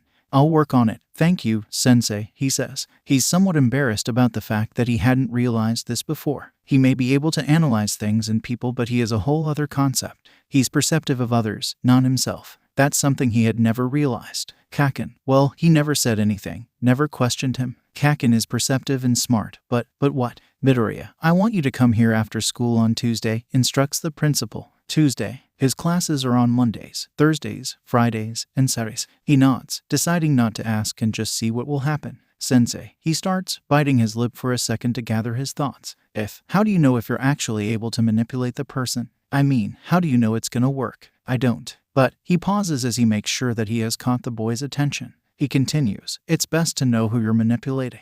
Make sure you know the way they think and the way they act, their wants and needs. If you don't, you won't succeed. Always make sure you know your enemy before entering a battle. Midoriya falls silent, retaining the information for later. Thank you, sensei. Your analysis is growing, child. Keep working on it and by your first year, you'll do great things. That night, Izuku is feeling more exhausted than ever. He lays on his bed with a sigh, going over the words that Nezu-sensei said to him. The lecture, the lesson. They stuck to his mind and now he has trouble sleeping. Tossing and turning, he wonders just how did his father learn to manipulate and read people with so much ease. He turns on his phone, checking the world clock that's set for Central America, the country where his father is stationed for his archivist job. Having a villain as a dad is seen as the worst thing to happen as an arising hero. He knows that a lot of people will flip out if they find out. You wear your heart on your sleeve. That's something I've learned from watching you during our little time of speaking. Nezu was right. He places his emotions on a display so that people won't have any misgivings about him. Yet, you know how to put up a wall to hide them during situations. You're a good-natured boy, but something else. You have this, how do I say it? You have this thing that I haven't seen on anyone but a villain. One that's been off the Japanese radar. Nezu leaned back to watch him carefully. Ryujin, the fire-spitting villain. You have the same thing he has. But he never said anything about what that thing was. That is what frustrates Izuku to no end. The fact, the principal waves something in front of you and expects you to know what it is. That's the most frustrating thing anyone can do. That was why Izuku either keeps quiet or tells someone something. He isn't so mean as to dangle it in front of someone's face and not do anything. Are you working? Izuku, no. What's wrong, Dad? The boy sighs. Best get this out of the way. It's helpful to analyze things with help. Shinso Hitoshi, a brainwasher who wants nothing more than to become a hero, is being harassed by bullies. He didn't even do anything to them. He was only trying to get a new book that was released the night prior, and these came up to him for no reason. His luck sucks completely. Is this because he brought home a black cat? How is it his fault that he developed a quirk that he hadn't even wanted? He ignores them to the best of his abilities, glancing around while hoping that there's someone around to at least intervene. No one is around because life sucks and hates him for no reason. He hadn't done anything wrong in life, so what? Why does he have the worst luck ever? Is he destined to just have the worst life right now? He just wants a book and that is all. His luck really is terrible. What are you doing? Questions a guy. Whoa, someone actually came to help. They mustn't know who the brainwasher is or else they wouldn't have done this. Although, something about his voice sounds familiar. Oh no, this better not be that guy. His eyes flicker towards the voice to find a teen with green hair. He hadn't seen the guy well, but he can recognize voices. There is one thing he's good at, and that's remembering voices. Shinso sighs, hoping that this isn't going to end bad. The guy doesn't look like much, reminding him of a noodles with a stick body. A lost puppy with a mask. Is he sick? Great. Being saved by a sick noodle puppy is totally how he wants this to end. Get out of here, quirkless scum. They say with a scowl and a laugh. This guy is quirkless. Stop trying to be a hero. It'll be bad. They cut off with a cough when the boy punches him in the gut. That I beat you down and ruin your rep. Sure, why not? He laughs and moves forward, clasping his hand on Shinso's wrist and pulling him away from the group. Come on, we can come back and get your book later. It would be best if we lose them. Shinso doesn't know how to react as he's pulled by the sick noodle puppy through the town and through alleys. One particular seems to catch the guy's attention to beat him senseless and to steal his money, for he pulls him into a dead end.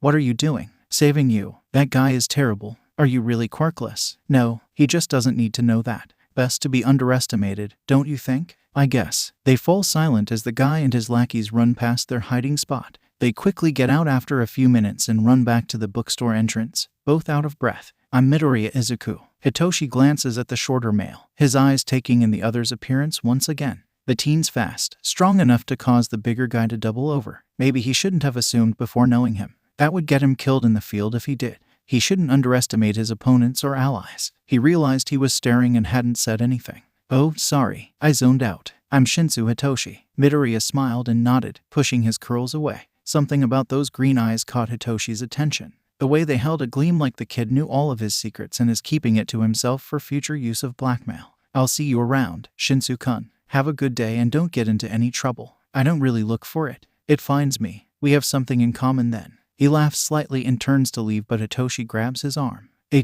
Why did you help me? You ask that like no one ever does help you. A silent pause with lots of staring before it seems to dawn on the other that is exactly the case. Oh, well, I saw that they were picking on you, so I couldn't just stay back and do nothing. Plus, I know them and I knew exactly what they'll do if things don't go their way. He pauses, staring at Hitoshi for a good few seconds before opening his mouth.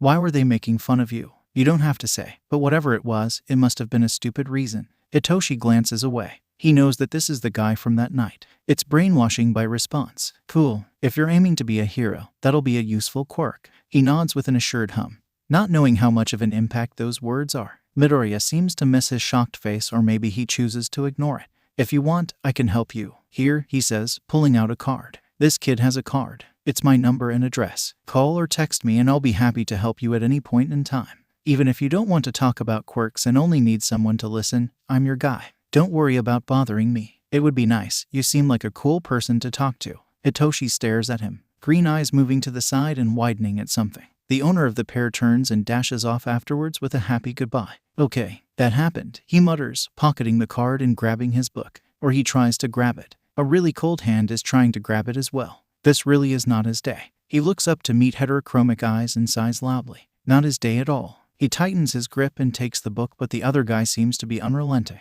Oh, come on. It's the last book and they won't have it again until the next week. I've been trying to get this for a while now. I'm taking it. The silent response is not what he expected. He earns a glare after saying something else pertaining to this mysterious stranger to let go. Hitoshi is not going to let this guy take the chance of reading. It's only a book. Gotcha. He grins, watching the eyes unfocus. Let go. He does. He turns and lets the guy go, heading to the cashier and buying the book. Yes, what he did is unacceptable. He knows that he shouldn't, but this is a really good book series and he's been waiting for so long for this book. Well, it's not a good excuse, but he doesn't care. Just this once. He is not going to let anyone bother him right now. The card feels heavy in his pocket. Hitoshi ignores it. He needs to get home and read the book. Shouto Todoroki has never met anyone like that violet-eyed male before. The same person just took the book from his grasp and he doesn't know what had happened between the time he said gotcha and had his back turned to him walking away with the book in hand. He sighs, rubbing his forehead. This just is not his day. He runs a hand through his hair, hating that he has to wait for another week just to read that book. That's just fantastic. The bi-colored haired teen walks out, walking to get something to eat. Fucking nerd. What the hell were you thinking? He looks up from his phone and finds an aggressive-looking blonde yelling at a small, green-haired teen wearing a mask. He seems to say something that sets the other off, hitting him on the head with a closed hand. You're an idiot sometimes. He shakes his head, walking off. I'm sorry. I forget you hate spicy food. No, you don't, you fuck. Oh, come on. If you don't eat it, I'll have to eat all of it. That's your own damn fault, Deku. Okay, more for me then. And I was gonna share the sweet buns with you too. Shouto has never seen anyone turn around so fast without giving themselves whiplash. But the blonde seems to be invincible to that. He watches the interaction, unsure of what to think about it. He glances away with no expression, his eyes set on the digital device in his hand. He has to get back to the house. His sperm donor may get in a pissy mood. Todoroki rubs his eyes, knowing that he'll be training for the recommendations. They are planning on heading to UA on Tuesday to check it out, seeing they have a few things to go over with the entire recommendations along with making sure that they are fit to be recommended. Shouto is going to show them that he's fit to be recommended without the use of his shitty sperm donor's quirk. He is going to get in just by his mother's quirk and that's it. He cannot allow himself to be distracted by anyone. Tuesday is something that will prove himself better than his father. Tuesday will prove that he is not his father's object. Tuesday will mean a new day for him. But first, he'll have to prove that he's recommendable. Oh, how well Tuesday is looking. The corner of his lips twitches up for a second in a smug smirk. The vigilante groans as he stands on a rooftop overlooking the city. It's a slow night, which isn't a bad thing, but he's bored. He's fine with busting a drug cartel thing, but that does not seem to be happening at all. The vigilante's mind wanders for a few seconds, thinking about earlier in the day before shaking off the thoughts. He cannot afford to lose focus. If he does, well, boom, no more vigilante. Behind the mask, the teenager's eyes grows heavy. I can't fall asleep here, he says to himself, blinking fast and jumping to the next roof. He'll just have to do some Parker then as he patrols for the rest of the night. Gotta stay on his toes, after all. If he isn't hunting down criminals or helping people, he's patrolling, which gives him a good excuse to roof jump and do a few tricks. He isn't necessarily lazy or unfocused, he has to keep himself from falling asleep at a time like this. Plus, it's good practice. The vigilante passes by the bookstore, his eyes sliding towards it, and he tilts his head slightly upon noticing someone sitting in front of the store. He walks forward and groans quietly, seeing that it's a drunk. He sighs, making sure that they're unarmed, nudging him with his staff. Everything had gone smoothly that night. This entire time, he had wondered the lack of patrol. Now, he figures out why. The drunk man is fast. He lunges straight at the vigilante with skills of an underground hero. So you're the infamous vigilante, puppet master? That's his name. With his quirk, he is a puppet master. He keeps quiet, his grip on his staff. If this is an underground hero, that must mean more heroes are on their way. He grins behind his kabuki mask, doing a two-finger salute and throws down a smoke bomb. When it clears, he's gone. Puppet Master sighs in relief, stripping himself of his suit and forcing it into his closet. His parents are at work, so he's fine. Good job, idiot. You need to remain under the radar, not be in it. You're asking to get hunted and captured. The vigilante turns towards the window. Having taken the route with no cameras, he should be safe. A few may have seen him, but it doesn't matter to him. And I have to go to the dojo tomorrow. That's great. Hopefully, there won't be a lot of people. His phone beeps, turning on and showing a message. That's right. He made a friend. Said friend who probably had to be the one he met that night. He also made a potential enemy or rival. That's great too. A smile comes onto his face as he replies back, telling the other to have a good night's sleep. The thought of the underground hero racked his brain and he was left with another sleepless night, his mind coming up with different theories about the hero. Maybe his friend knows more about the hero than him. He makes a note to ask him the next day when they meet up at the dojo. Tuesday. It's goddamn Tuesday. Izuku groans as he glares at the desk. The teacher is not doing his job correctly, seeing as all the children around him are getting on his last nerve with their rowdiness. The green-haired boy thinks to himself of the plans he has. He has to meet up with Shinso so Kaken and he can both accompany with Izuku to UA. The teen doesn't really know the whole reason of him needing to be there, but he doesn't question Nezu.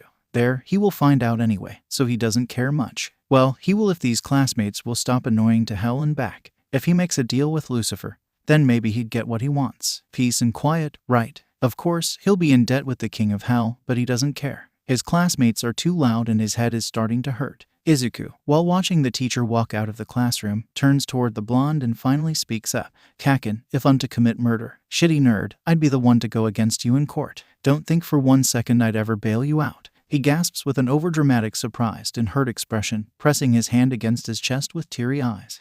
I can't believe it. This betrayal. I thought we were friends, Kaken. Shinso-kun would never treat me like this. Eyebags would be your shitty servant for a year if you're to commit murder before turning on you too. Don't think for a fucking second that he would be on your side of things. Fucking nerd. Once the bell rings signaling the end of the school day, Izuku and Kaken quickly leave, not wanting to be caught in the crowd of the other students. The duo is greeted by the brainwasher who had somewhat unwillingly joined their little squad. Then again, Izuku always had the effect of being able to draw others in. The purple-haired teen was one of his many victims. On their way to the high school, Shinso is talking to them about the book he bought the day they met. He seems to be stressing over it, almost shocked at the outcome that had happened. I cannot believe that happened. I'm pretty sure the author is a sadist for how much they're making their fans suffer. That gets a laugh out of the two listeners, one covering his mouth with a blush painting itself across his cheeks. Wait, let me get this straight, he says between laughs. So, the entire time the storyline leads you to believe that there's a romance brewing only for the guy to kill the girl. Wow, that's great. Izuku laughs as he pats Shinso on the shoulder. Sorry, you don't really see that happening a lot in stories.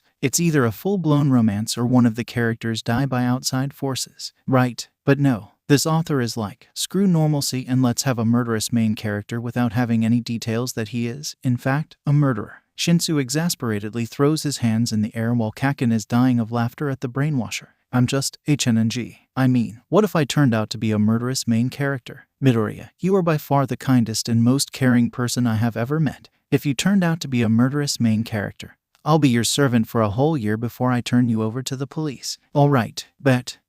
You two are goddamn idiots. Bakugo sighs, shaking his head while turning toward the plain-looking member of their squad. Fucking told you, shitty nerd. That is what is clearly written on Bakugo's face. Haha, Kaken, you love us. Izuku gives his longtime friend a blinding smile, but with the years they've spent together have caused immunity in the blonde and explosive teen who huffs. Shinso stares, not immune, wondering how someone can imitate the sun like this. Being that friend, the green-haired teen launches onto Kaken, wrapping his arms around him in a hug. Itoshi watches from the sidelines as a third wheel. It's odd for him to even think he has friends who trust him despite knowing what his quirk is. The blonde stares at the other unimpressed, almost a little disgusted.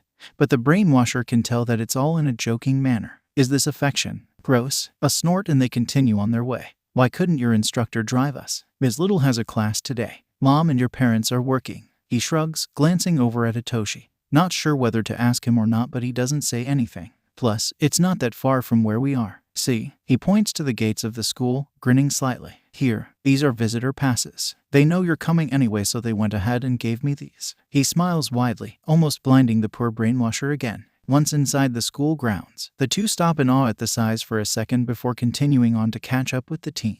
Itoshi spares a glance at the explosive teenager who is silent as Midoriya leads them through the campus into the main building. The brainwasher noticed him put a mask on before crossing the gates. Something he hadn't understood. He had noticed him wear one the day they met, the day prior, and now again. He hadn't had the chance, or courage, to ask. Shitty Deku has asthma. The campus has fucking cedar trees which release a certain type of shitty pollen that causes his shitty asthma to act up. Thanks, I guess that the fucking nerd didn't tell you and I noticed your confusion. He scoffs, crossing his arms and kicked a pebble in front of him. He knows that his friend won't tell others about his problems despite the fact it would be a good thing for him to do so. Sorry, Shinso. I seem to have forgotten to tell you. He doesn't get the chance to speak because they end up running into the guy he had brainwashed into giving him the book. The teen's heterochromic irises never leave the owner of violet orbs until Midoriya says something. Hitoshi is so glad for this small green bean who has diverted the attention of the scary male who is glaring at him. I'm sorry, but we have to meet up with Nezu. Good luck with your recommendations, he says with a smile, grabbing the duo's wrists and leading them away with a slight timid smile. So, he stammers, trying to come up with a coherent sentence to explain why that teen was glaring at him, although he's sure that the male is still glaring as they walk away. Yes, get it out, fucker. I met him the day Midoriya and I, first met. I kind of brainwashed him into letting go of the book so I could buy it and read it. He has never seen the teenager be as disappointed as he is right then and there. Midoriya is staring at him with such a disappointed expression that he doesn't know how to react. They don't get much of a chance to speak any more about it when Aizawa, Eraserhead, comes out of the teacher's lounge and notices them. You're here early. Nezu told me everything you need to know. Follow me. Where's Nezu-sensei? He's handling the recommendations. He forgot that would be today. You have another job to do. The underground hero leads the trio to what seems to be battlegrounds, muttering that he doubted Nezu forgot something important. You two will be with me in the observation room. Midoriya will be going against a few of my students. If some are able to last long against you, they'll be able to stay in the heroics department. The others will be expelled or moved down. It all depends. Quirks are allowed as well as dirty fighting. Hitoshi frowns as he takes this information in. His eyes are on the underground hero, wondering why they'd let a middle schooler fight with high schoolers. Despite his want to question, he bites his tongue and decides to let the explosive teen ask, but even then the question never comes. They follow him, then watch as he leads Midoriya away. This isn't making any sense, and according to the expression that Bakugo is making, it isn't making any sense to him either. They stand and wait, watching the 7 high schoolers chatter while constantly glancing towards the approaching duo. Something about the way they are acting leaves an impression on the 2 observers, scowling at the sight of the 2. Well, one particular green-haired teen, they seem to hold a grudge for something that doesn't make any sense. Exchanging a look, they agree that whatever might be coming will not be great. There's a reason why Nezu asked Izuku to be there, and the 2 friends will soon find out. So, what are you 2 thinking about? The sudden appearance of Aizawa's voice causes them to both jump a foot in the air. They hadn't paid any attention to his explanation, mostly because they couldn't really hear him speaking, nor had they even noticed when he left. Then again, he isn't an underground hero for nothing. What is Midoriya's purpose here supposed to be exactly? Questions Shinso, turning to face the hero. He can't. Well, he doesn't want to use his quirk in this. He is being told to do something that he might not even be ready for. And couldn't you have pitted those people with a teacher? Aizawa sighs, rubbing his forehead. His eyes are on the window, staring out at the training grounds. They have to go against someone who knows about their quirks and how to exploit them while not knowing his quirk. If they're able to think on their feet and not do anything stupid, then well, he trails off with a grin. He isn't going to tell a set of teenagers who are too close to Midoriya. No, he will let them figure it out for themselves. Like, they hang out with Midoriya. Hopefully, his analytical mindset had rubbed off onto them, although Aizawa doubts it. As for Midoriya, if he doesn't do well, then Nezu will not continue his studies. What? They both exclaim, gaping wide-eyed at the teacher, hero. Their disbelief is screaming in their eyes while one's face holds anger and the other's holds confusion. You can't be serious. He's worked so hard though. He raises an eyebrow at that statement. His black eyes meet an indignant violet gaze, a doubtful expression taking form. He wants them to think, and by doing so, he will tell them as much as he can without giving anything away. Well, that will all be dependent on this match. This will show how hard he has been working. This teacher, Shinso, knows he won't like him when he enters UA. Despite him being logical with this, he doesn't see him liking the guy anytime soon. If he is able to apply all that he has learned, then he'll continue with his studies under Nezu until his first year of high school. Hitoshi turns away to look at the scene before him. Midoriya is weaving through the wreckage of the training grounds, obviously running from someone while analyzing his surroundings. The brainwasher can't believe that so much for the teen rides on this, yet he has faith in the green-haired teenager that he will do well. Shoto stares at nothing in particular as he listens to the introductions of the would-be recommendations and what their quirks are. These are would-be because this is just to narrow down the list to 10. He had looked around but hadn't found the 3 teens that he met out in the hall. It seems that they may have been here for something else and not for the recommendations. With that thought, he pushed them out of his mind and keep his focus on the task at hand.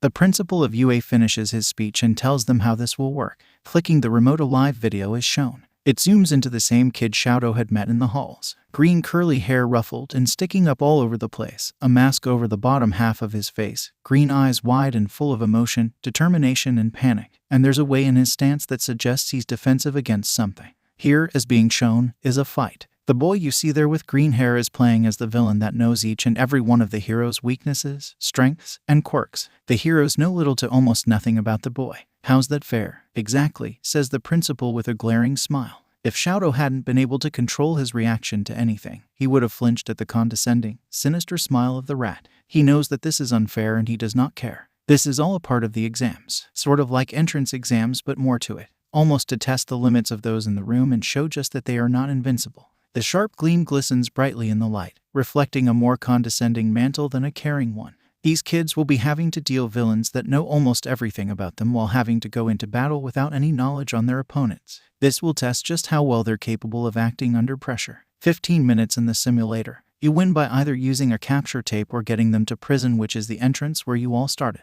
He switches the video to the entrance to show exactly where. 10 critical hits will determine your eligibility, and continuing to the actual thing.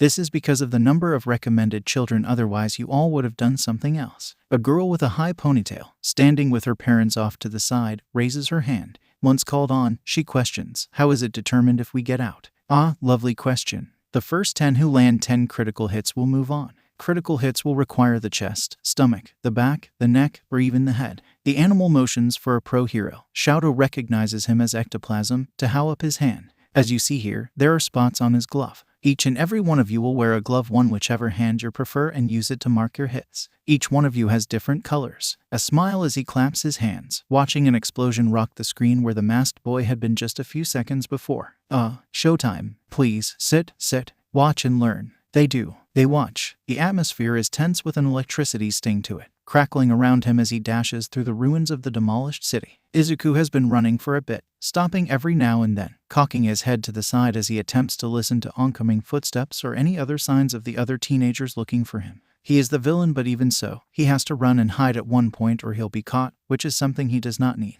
This test, he cannot believe that Nezu would set him up to it. Oh, who is he kidding? This is exactly something that hybrid animal would do. His lessons will come to a finish if he doesn't pass, which is stupid and sucks. But it's not something he can argue with the principal on. He wasn't even planning to attend UA. After all, for his high school years, which is something he has yet to tell any of his friends. So, getting kicked out of lessons and then not applying for the school. Well, who could blame him if that were to transpire? He skids to a stop to look around and have a clue of what his surroundings are. As long as he's far away from the entrance, then he's fine. He knows that none of them have a quirk dealing with fast transportation, and from the report he received, they are not great with group cooperation, which is one of the reasons for their expelling. Solo is all they know how to deal with. They have trouble with simple cooperation, so as long as he can use that against him, he'll pass. And that is what the boy is planning to do. At least, that had been his goal. He just so happened to forget one thing. One student has the ability to destroy buildings easily. It's sort of an explosion quirk, but it deals with her having to get a few tools. She must have followed him and rigged up the wall. The blast is right next to him, which sends him flying alongside shrapnel. A mere cut on the forehead. Fortunately for him, it is all he received from the shrapnel. Welp, he can't run forever. He turns on his heel, an obscured smile on his face, to meet the girl behind it all. Well, I guess this is where the fun starts. I'm sorry, miss, but you won't be capturing anyone today. And certainly not me, child. Well, one thing Izuku has learned from this, he's screwed and way over his head. He is only a middle schooler against high schoolers with experience on how to fight and use their quirks. Izuku knows how to use close combat. He doesn't use his quirk without his dad supervising him or someone who can stop it. He is the only one who he trusts to be anywhere near him when he uses it. Maybe Aizawa-sensei too, but he isn't sure if he can just yet. The point is, the young child is screwed if the whole fight and test is anything to go by. The first student he ran into, well, she isn't holding back, but then again, neither is he. They fight it out, the girl's explosion having attracted the other student's attention. Did you seriously just call me child? She screeches, stomping her foot. Her eyes light up, spit flying out with every yell. I'm older than you. How dare you disrespect me? Nakamura Kyuzo. Quirk, arsenal. Details. With a few wires and pieces of metals, and with the gunpowder that her skin produces, she can make anything into an explosive and can make bullets. This quirk is difficult to control, due to a few of her projects blowing up in middle school when she'd make them. Drawbacks of the quirk include skin irritation and dry skin. And a blow to the pride. Amazingly done, Izuku. Applause, applause. Now, keeping working at it and make her anger worse. Physically, yes. Mentally, well, that's a whole other story, don't you think? An angered shout is the response he receives as the girl starts getting closer, growling and a murderous gleam in her eyes. The boy cackles, jumping back to avoid a random swing. Come on, don't tell me you rely too much on your quirk. It'll be a short hero life if you do. With that last sentence, he sends a mean right hook to her temple and effectively knocks her out. With a soft sigh, he frantically glances around to check his surroundings, making sure no one is near to try and ambush him while he grabs the girl by the underarms, then promptly drags her over to a more sturdy building. He lays her against the wall, her arms over her stomach, and quickly moves further away from the gate. How come no other students but she found me so quickly? He skids to a stop, holding one finger against his cheek. It must be because they don't work together. They're soloists, which are worse, but that little detail will make this situation fun. Ugh, I'm going to be so exhausted tomorrow. The middle schooler sighs, glancing around him with his guard up. There's no way he can let it down again after what had occurred just moments ago. He shakes his head, frowning when he hears a high-pitched whistle pierce the air. The warning sound of a quirk activating. He quickly moves away from the user, staring straight ahead at the source of the noise. Damn, I was so close too. The teenager that came forth was a whole lot taller, a looming shadow crossing over his body as he looks up at the face of the teenager. Who was this guy again? Kado Hibiki. Quirk, Screech. Details. With Screech, Hibiki can release a sharp whistle that can paralyze his opponents to blowing them away. Screech is similar to Present Mike's quirk, but it is not as strong nor steady. Drawbacks include sore throat, loss of voice, and throat pains. If it is overused or used past its limits repeatedly, can cause vocal cord damage. Izuku gasps softly. His eyes widen at the sight of Kado, knowing just what to do. He dives out of the way, rolling to absorb the impact, and once on his feet, he starts running. He has to either look for a place that'll either absorb noise or is unstable enough to bring hesitation to using his quirk. To Izuku, he doesn't care about property damage. He is playing the villain of the entire exam.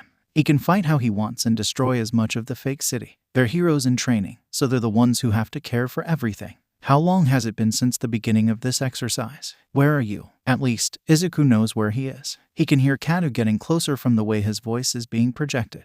The direction he's coming from is not as loud. This is a helpful thing to not only the user but to Izuku. The user will be able to confuse his opponents of which direction he will be coming from. To Izuku, it's beneficial because they do not know that he knows about them and their quirks. If he can misguide them, well, then this will be easier than what it has been. At the destination, the green-haired boy smirks. The structures rattle slightly due to the noise. It's almost like being on the side of a mountain with the impending doom of an avalanche. If Kado Hibiki uses his quirk, then there will be a lot of structural damage. And look, here come 3 more of the other students. 1 down, 1 chasing him, 3 in front of him. Where are the other 2? Katsuki watches the entire thing while biting his bottom lip. He isn't worried or nervous for the nerd. He knows that he can handle himself, but the constant running will soon start to get to him. Does he have his inhaler? He doesn't think so if he knows him well enough. The violet-eyed teenager beside him glances at him. He is a cool person and kind of glad to have met him. He will be a cool hero later in life while Katsuki is the #1 hero.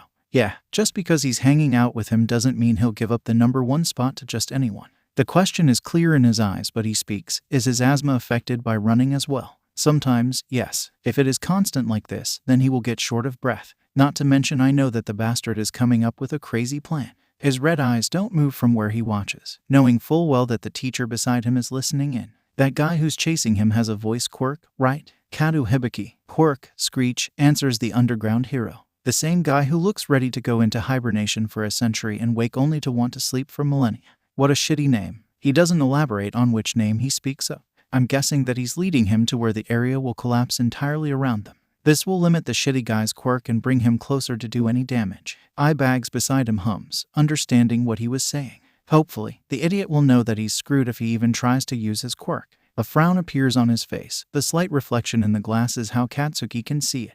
Here are the reinforcements, but 2 are missing. Ambush, probably. After what happened to that girl he fought, I wouldn't doubt it. I would say I can't believe none of them tried to get her to the entrance, but I would be lying. They're selfish. Yup, I bet they'll become those types of heroes who only care about catching the villain and not rescuing the civilian. Those types of heroes make me sick. I get the importance of catching the villain, I do, but oh my gosh, work together, send people to help others, do something. Not everything is about looking good and strong. You look like a twig. I am a twig. I have to work out, but I'm not going to be overly muscular. I'm working more on my agility and balance as well as strength. Their attention never moved from the fighting that is going on. After a few seconds of a standoff, the heroes in training attack the young middle schooler playing the villain. The nerd works tirelessly. He does whatever he can, using the environment around him, debris, dirt, rocks, even using those around him. Whatever he can find, he uses it to his advantage. Katsuki's grip on the metal rod in front of him tightens tremendously. He can see the tremors of the metal pipes overhead, and it is worrying.